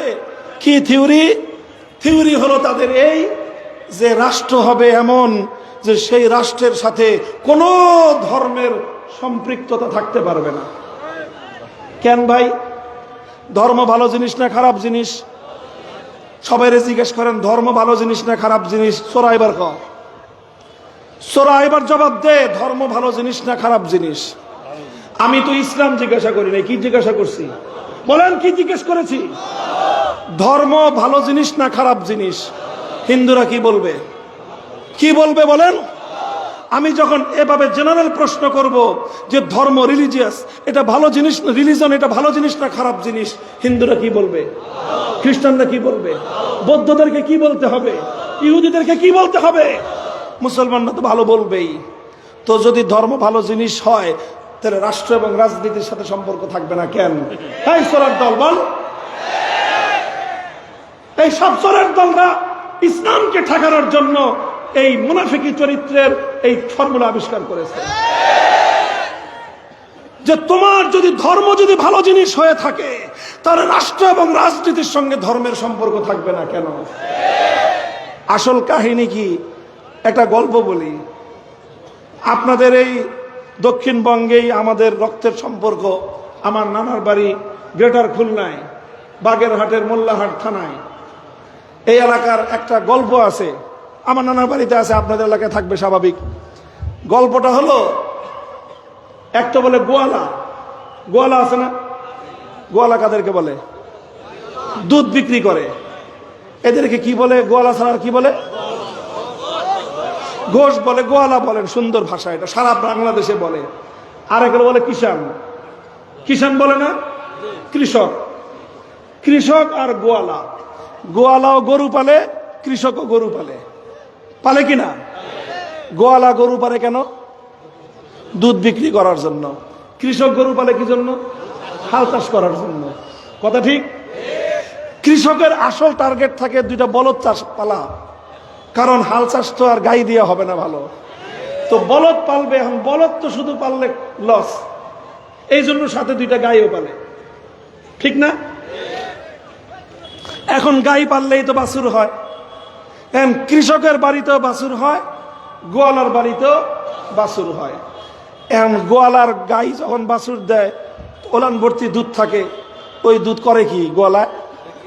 এই সব দুধ দহন করে নিয়ে বাজারে বিক্রি করে। একেবারে চিপাইতে চিপাইতে শেষ পর্যন্ত পারে না রক্ত বের করতে, সব দুধ চিপাই নিয়ে তারপর ওটার সঙ্গে পারলে আর একটু দুধ পানি মিশায়। এরপরে নিয়ে বাজারে বিক্রি করে, এলো গোয়ালা, তাই না? বাছুর তো দুধ পায় না।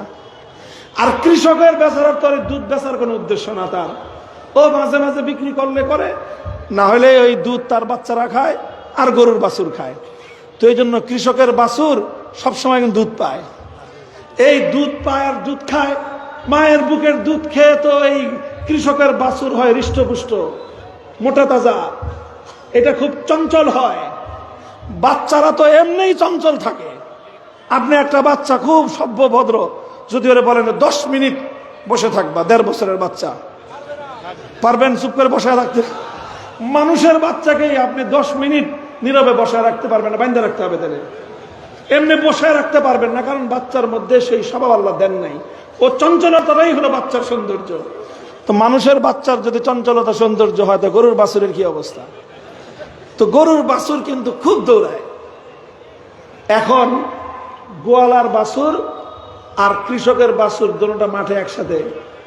এখন কয় আয় আমরা প্রতিযোগিতা করি। এখন কিসের প্রতিযোগিতা? কৃষকের বাছুর কয় আয় এখান থেকে দৌড় দেই, ওই যে 3 মাইল দূরে নদীর কূলে কে আগে যেতে পারে।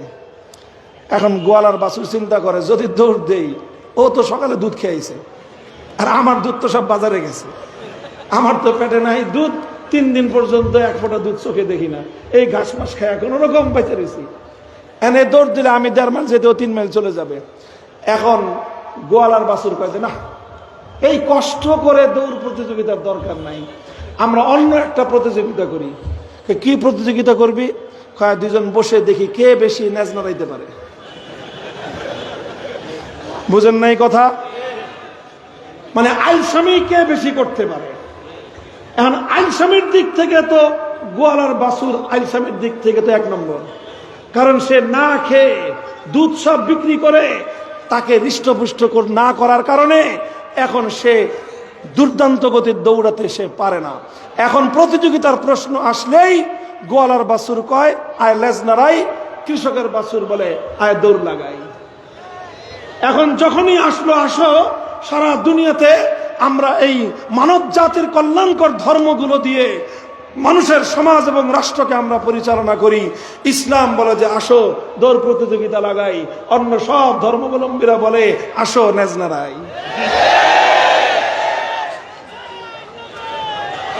ওরা রাষ্ট্রের সঙ্গে ধর্মের সম্পর্ক এজন্য চায় না, কারণ তাদের ধর্মের কাছে রাষ্ট্রীয় সমস্যার সমাধান নাই। ওরা রাষ্ট্রের সঙ্গে, রাজনীতির সঙ্গে ধর্মের সম্পর্ক দেখতে চায় না, কারণ অর্থনৈতিক সমস্যার সমাধান তাদের ধর্মের কাছে নাই, ব্যাংকিং সমস্যার সমাধান তাদের ধর্মের কাছে নাই, নির্বাচন সমস্যার সমাধান ওদের ধর্মের কাছে নাই, অর্থনীতির সমস্যার সমাধান ওদের ধর্মের কাছে নাই, সংখ্যালঘু সমস্যার সমাধান ওদের ধর্মের কাছে নাই, আন্তর্জাতিক কোনো একটা সমস্যার সমাধান ইসলাম ছাড়া অন্য কোনো ধর্মের কাছে না।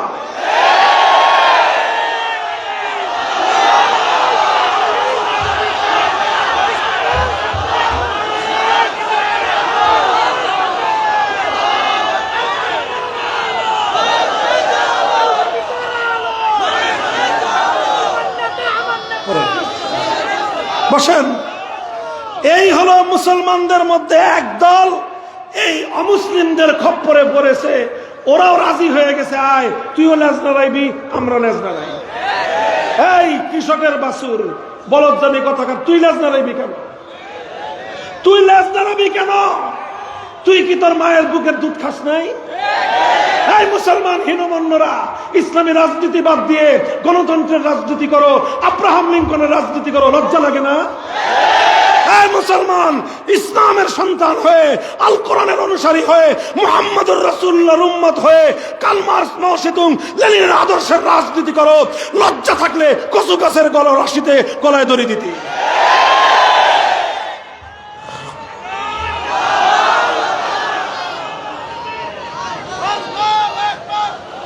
অমুসলিমরা তো কথা বলবেই যে আসো এমন রাষ্ট্র করি যে রাষ্ট্রের সঙ্গে ধর্মের সম্পর্ক থাকবে না। কেন বলবে ওরা এই কথা?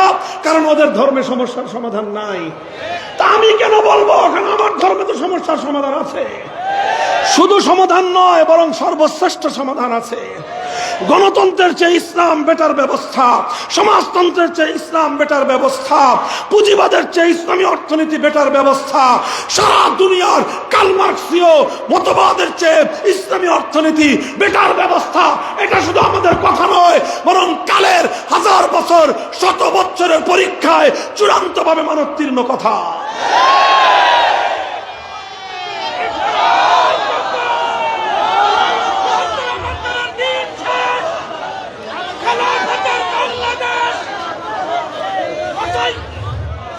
মুহতারাম হাজিরিন, আমার কথা আমি কি আপনাদেরকে বোঝাতে পারলাম? ধর্মনিরপেক্ষতার গীত কারা গায় বুঝতে পেরেছেন? ধর্মনিরপেক্ষতার গীত হিন্দু গাইতে পারে, কারণ হিন্দু ধর্মের কাছে মুসলমানদেরকে মোকাবেলা করার মতো সেকুলারিজমের এই হাতিয়ার ছাড়া অন্য কোনো হাতিয়ার নাই। বৌদ্ধ, খ্রিস্টান, ইহুদিবাদীরা তারা মুসলমানদেরকে ঠেকাবার জন্য ধর্মনিরপেক্ষতার গান গাইতে পারে, কিন্তু কোন মুসলমানের সন্তান ধর্মনিরপেক্ষতার এই হাতিয়ার দিয়ে ইসলামকে ঠেকাবার জন্য যদি মাঠে নামে, এটা হবে তার জন্য আত্মঘাতী সিদ্ধান্ত। তোমরা যদি কেউ গর্দভের বাচ্চা হয়ে থাকো, তুমি থাকো গাধার বাচ্চা। আমরা গাধার বাচ্চা নই, আমরা ইসলামের কোন হীনমন্য মুসলিম নই, আমরা অজ্ঞ এবং মূর্খ মুসলিম নই, আমরা ইসলাম নিয়ে গৌরব এবং অহংকারকারী মুসলিম, আমরা ইসলামকে পূর্ণাঙ্গ জীবন ব্যবস্থা বিশ্বাসকারী মুসলিম। এবার আসেন, এতক্ষণ বুঝের কথা বলেছি, এতক্ষণ যুক্তির কথা বলেছি, এতক্ষণ তর্কের কথা বলেছি। এই তর্ক, এই যুক্তি, এই শিক্ষা যাদের কান দিয়ে না ঢুকবে, যারা এটা বুঝতে না পারবে, এবার পরিষ্কার তাদের কাছে আমাদের আলটিমেটামের ভাষা হলো এই: মুসলমানদের বাংলাদেশ এটা হবে আল কোরআনের বাংলাদেশ।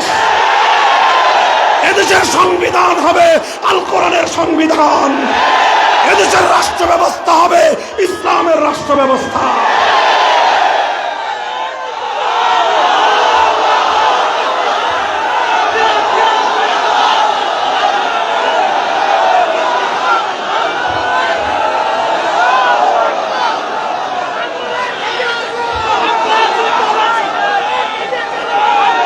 দেখেন, শেষ কথাটা শুনেন, বুঝেন কথাটা। হৃদয়ে রক্তক্ষরণের একটা ইতিহাস। এই ইতিহাস বলতে গেলে হৃদয় থেকে রক্ত ঝরে, চোখ থেকে অশ্রু ঝরে। বড় মর্মান্তিক, হৃদয় বিদারক এক কথা। এভাবে ইসলাম অনুযায়ী রাষ্ট্র পরিচালনা করবার জন্য, আল্লাহর কোরআনের আইন দিয়ে সমাজকে পরিচালনার স্বপ্ন নিয়ে আমার বাংলাদেশের, আমাদের পূর্বপুরুষরা, আপনার দাদা, আমার দাদা, আপনার বাবা, আমার বাবারা সেই ব্রিটিশ আমল থেকে লড়াই করেছে, যুদ্ধ করেছে, রক্ত দিয়েছে, জীবন দিয়েছে, রক্তের নজরানা দিয়ে এদেশের প্রতি ইঞ্চি মাটিকে খরিদ করেছে। কেন করেছে? এই ভারতের গোলামি করার জন্য, ভারতের সেবাদাস হওয়ার জন্য। 1947 সালে বাড়ির কাছের দিল্লিকে আমরা লাথি মেরেছি, বাংলাদেশের চতুর্পার্শ্বের এই ভারতকে আমরা তালাক দিয়েছি, দিল্লিকে আমরা লাল কার্ড দেখিয়েছি। আমরা সেই 2000 মাইল দূরত্বের পশ্চিম পাকিস্তানিদের সঙ্গে গাঁটছড়া বেঁধেছি শুধু একটা কারণে, অন্য কোনো বিষয় ছিল না। ওদের সঙ্গে আমাদের আলগা কোনো পীড়িত ছিল না। একটা বিষয় ছিল আমাদের পূর্বপুরুষদের দীর্ঘদিনের কামনা, দীর্ঘদিনের অন্তরের তামান্না, হৃদয়ের তামান্না। এমন একটা মানচিত্র পাবো, এমন একটা ভূগোল পাবো, এমন একটা রাষ্ট্র পাবো যে রাষ্ট্রে আমরা না খেয়ে থাকলে না খেয়ে থাকবো, খেতে না পারলে 3 বেলার জায়গায় 1 বেলা খাবো, প্রয়োজন আমরা পেটে পাথর বাঁধবো, কিন্তু এমন একটা রাষ্ট্র চাই যে রাষ্ট্রের সংবিধান হবে আল কোরআন। এমন একটা সমাজ চাই যেই সমাজটা পরিচালিত হবে সোনার মদিনার মুহাম্মদ আরবির খেলাফতের আদর্শ অনুযায়ী। এই জন্যই আমরা 47 সালে ওদেরকে তালাক দিছি। এরপরে তার কোনোদিন তোমাদের সঙ্গে আমাদের সংসার করার কথা হয় নাই। কিন্তু 71-এর স্বাধীনতার পরে এই ভারতের প্রধানমন্ত্রী শ্রীমতী ইন্দিরা গান্ধী খুব চাতুর্যের সাথে শেখ মুজিবুর রহমান সাহেবকে বোকা বানাইছেন, অথবা তিনি বুঝে হোক না বুঝে হোক, আমি ভালো বললাম যে না বুঝে করেছেন, বোকামি করেছেন। আর যদি বলেন যে না আমাদের নেতা না বুঝে করেন না বুঝে করেছেন, তাহলে বলবো বুঝে শুনে দেশটা বিক্রি করেছেন। এখন আপনারাই সিদ্ধান্ত নেন, বুঝে করেছেন না না বুঝে করেছেন। না বুঝে করলে বোকা হয়েছেন, বুঝে করলে গাদ্দারি করেছেন। পরিষ্কার কথা, 1971 সালের মুক্তিযুদ্ধের আগে বাংলাদেশে কোনোদিন ধর্মনিরপেক্ষতার কথা বলা হয় নাই, বরং বলা হয়েছে সম্পূর্ণ এর বিপরীত কথা। 70-এর জাতীয় নির্বাচনের আগে এই শেখ মুজিবুর রহমান সাহেব, এই আওয়ামী লীগ, এই নৌকা মার্কা জাতীয় ইশতেহার, নির্বাচনী ইশতেহার দেয় কি দেয় না? 70-এর আওয়ামী লীগের নির্বাচনী ম্যানিফেস্টোতে কি ছিল? চ্যালেঞ্জ করলাম, আমি 70-এ জন্মগ্রহণ করি নাই, ইতিহাস পড়েছি, ইতিহাস পাতায় আছে। চ্যালেঞ্জ করলাম, 70-এর আওয়ামী লীগের নির্বাচনের ইশতেহারে কথা ছিল পরিষ্কার, বিজয়ী হতে পারলে কোরআন সুন্নাহ বিরোধী কোনো আইন করবেন না। বলবেন হুজুর সেই ইশতেহার তো 5ই আগস্ট অফিস টফিস সব জ্বালায় দিছে, ওই ইশতেহার এখন নাই। অফিস জ্বালাইছে, সুধা সদন তো আছে শ্বশুর বাড়ি, সুধা সদন কিন্তু ওনাদের আপার শ্বশুর বাড়ি, ওটা ডক্টর ওয়াজেদ মিয়ার বাড়ি।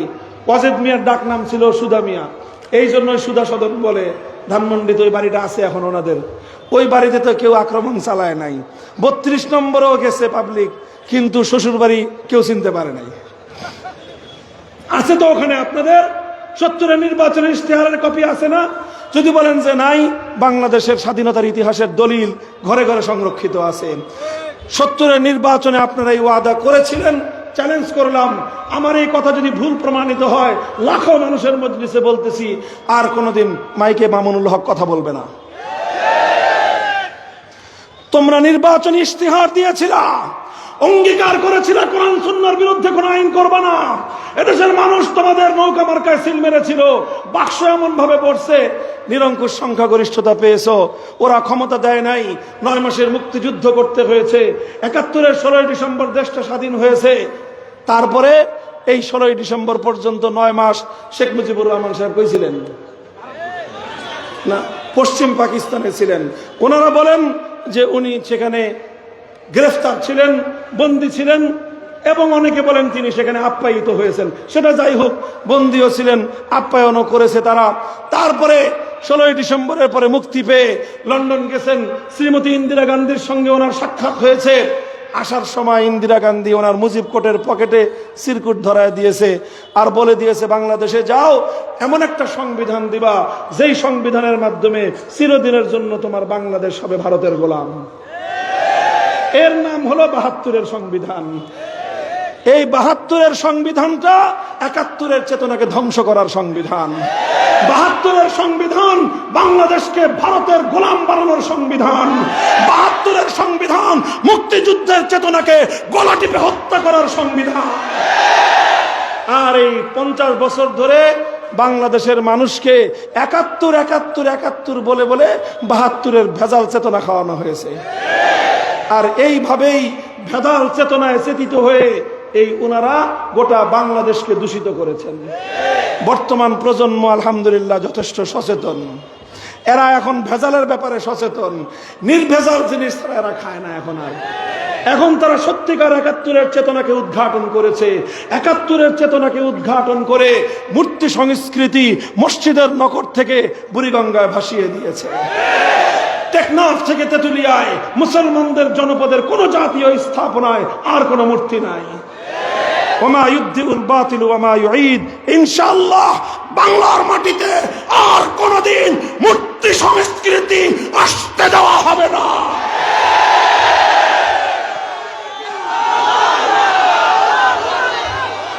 তারা মনে করেছিল 2008 সালে এই ভিনদেশী সেবাদাসী ক্ষমতায় আসার পর আবার নতুন করে সংবিধানের মধ্যে ভারতের দালালির সেই চুক্তি, সেই মূলনীতি ধর্মনিরপেক্ষতা, এটা বাংলাদেশের সংবিধানে থাকার কথা নয়। এটা হলো ভারতের সংবিধান থেকে কপি করা হয়েছে বাংলাদেশে। এই সংবিধান ভারতের সংবিধান থেকে কপি করে বাংলাদেশে ধর্মনিরপেক্ষতাকে যুক্ত করে বাংলাদেশকে ভারতের আদলে গড়বার একটা অলিখিত দাসত্বের চুক্তি ছিল তাদের সঙ্গে। 2008 সালে ক্ষমতায় এসে 15 বছর পর্যন্ত সে ওটাকেই রপ্ত করেছে, চেতারা ওইভাবেই চেষ্টা করেছে। করতে করতে 5ই আগস্টের বিপ্লব সংগঠিত হয়েছে। এই 5ই আগস্টের বিপ্লবের পর ভারতের সেবাদাসী এখান থেকে লাঠি খেয়ে উষ্টা খেয়ে ওই তাদের কোলে গিয়ে আশ্রয় গ্রহণ করার পর ওদের এখন মাথা খারাপ হয়ে গেছে।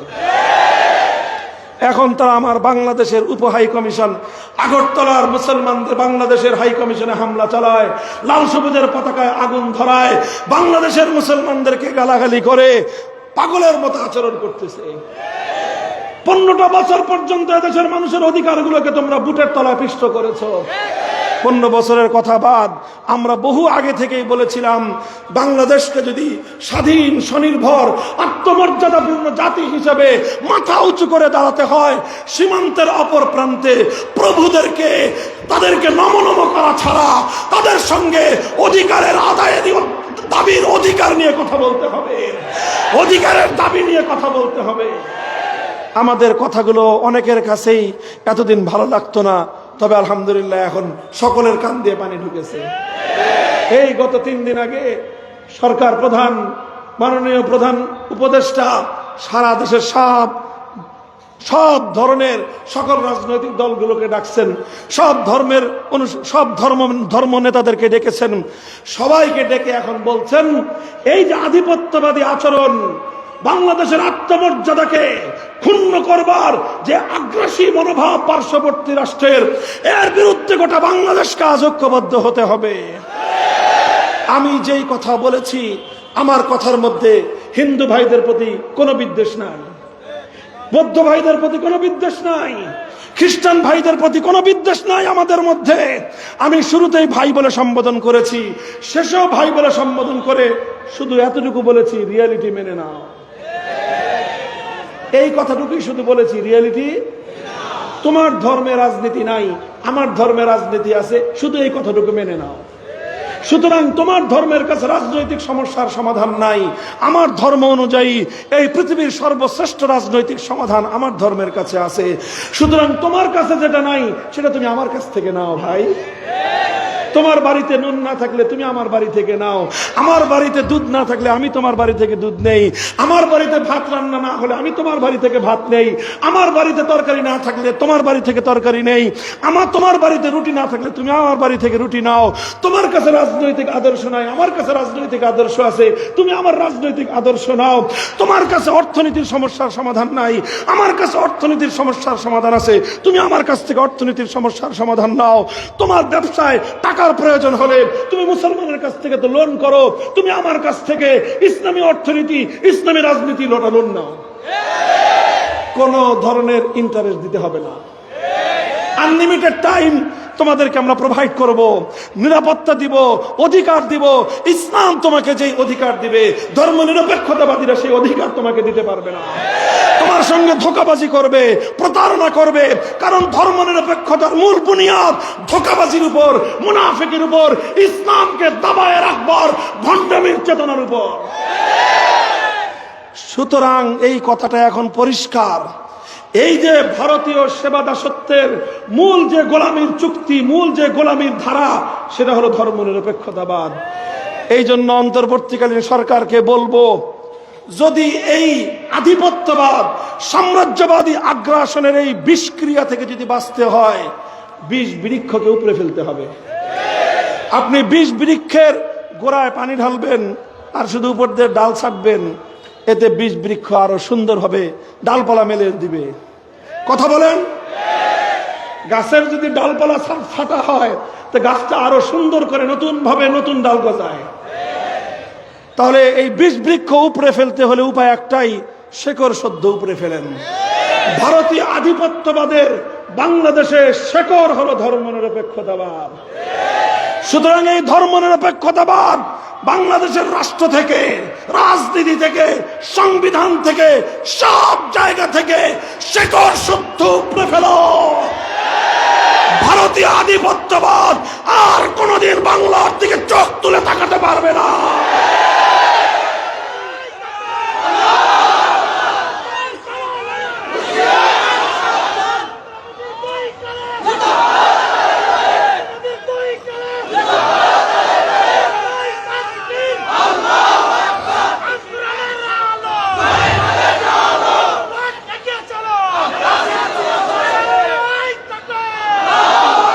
আমরা বলতে চাই, বর্তমানে বাংলাদেশের একটা গুরুত্বপূর্ণ এজেন্ডা হলো ভারতীয় আধিপত্যবাদ রুখে দাঁড়াও। কথা বলেন। এই ব্যাপারে আমাদের পরিষ্কার প্রস্তাবনা। ঐক্যবদ্ধ জাতি আমরা গড়ে তুলেছি, এবার ঐক্যবদ্ধ হয়েছি। এবার বিষ বৃক্ষের শেকড়টা উপরে ফেলেন, দেখবেন আর কোনোদিন আধিপত্যবাদ বাংলাদেশে আসবে না। 2 নম্বর, আমাদের বর্তমান জাতীয় ইস্যু হলো সংবিধান সংস্কার। এই সংবিধানে অনেক কাটাছেঁড়া হয়েছে, অনেক ধাপ্পাবাজি চলেছে, অনেক কিছু হয়েছে। বাংলাদেশের মানুষের শত বছরের চেতনাকে হত্যা করা হয়েছে ৭২-এর সংবিধানের মাধ্যমে। ৭১-এর চেতনাকে ধ্বংস করা হয়েছে ৭২-এর সংবিধানের মাধ্যমে। এভাবেই বাংলাদেশকে একটা পরনির্ভরশীল, একটা ধোঁকা আশ্রিত জাতি হিসেবে গড়ে তোলবার চেষ্টা করা হয়েছে। এখন বাংলাদেশের আগস্ট বিপ্লব পরবর্তী সময়ে আমাদের স্পষ্ট কথা, একটা সাজেশন আমরা দিয়ে যাই, সংবিধান সংস্কারের সময় একটা কথা সংযুক্ত হতে হবে।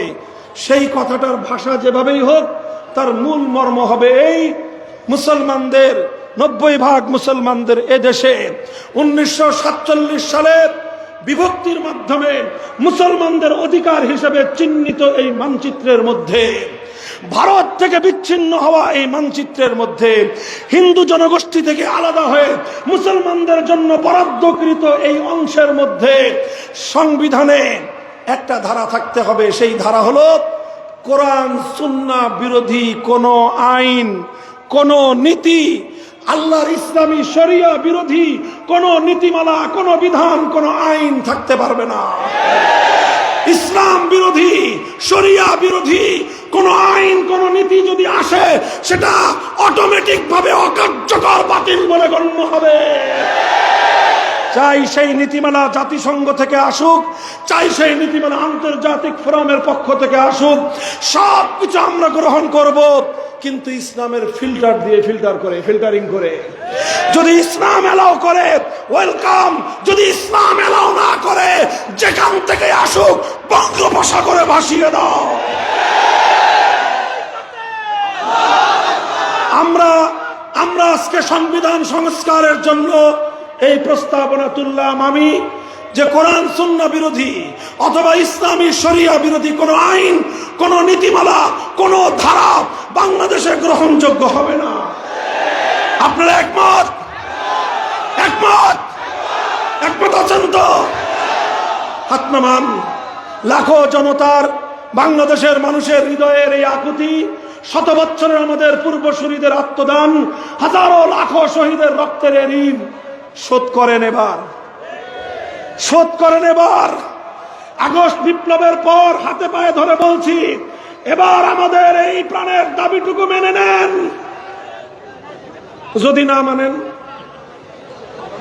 প্রশ্ন বলেন, যদি হুজুর না মানে কি করবেন? পরিষ্কার ভাষায় বলে দেই, যদি আমাদের এ দাবি সহজ ভাষায় না মানা হয়, আল কোরআনের বিপ্লব আনার জন্য, ইসলামী রাষ্ট্র প্রতিষ্ঠার জন্য শহীদি ঈদগাহে মাথায় কাফনের কাপড় পরে লক্ষ কোটি যুবক হাজির হবে, রক্ত দিবে, জীবন দিবে।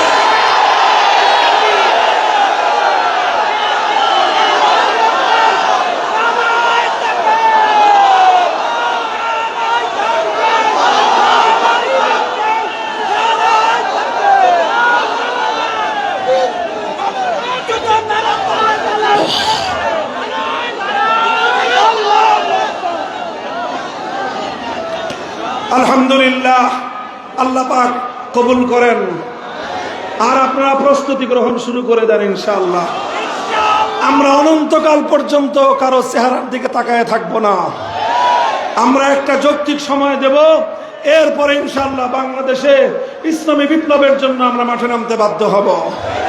চূড়ান্ত বিপ্লব আসবে, শান্তিপ্রিয় পন্থায় না আসলে রক্তের সাগর বেয়ে বিপ্লব আসবে।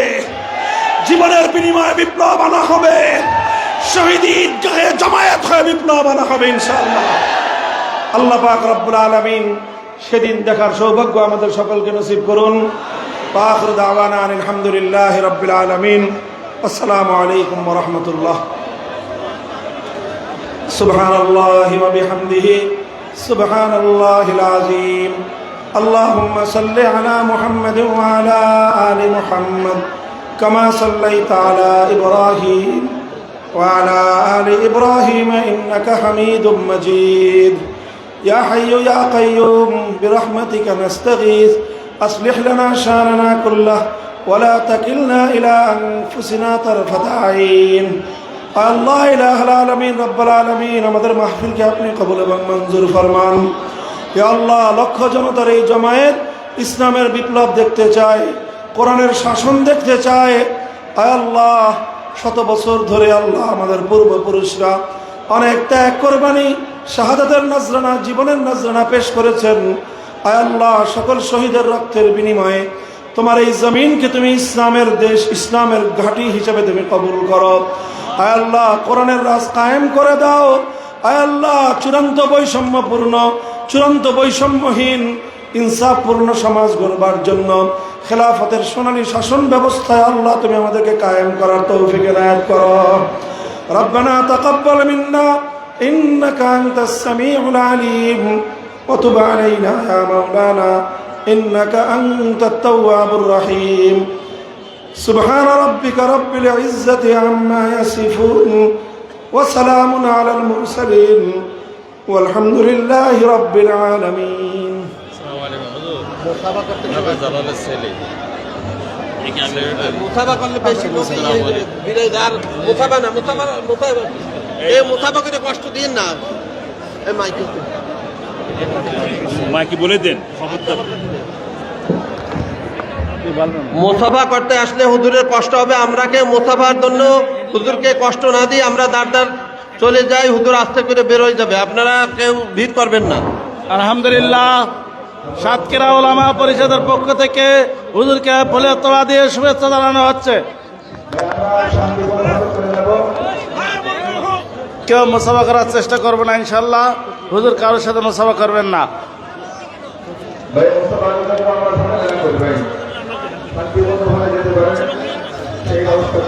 নিষেধ করলাম, মুসাফা করবেন না, হাত বাড়ান না।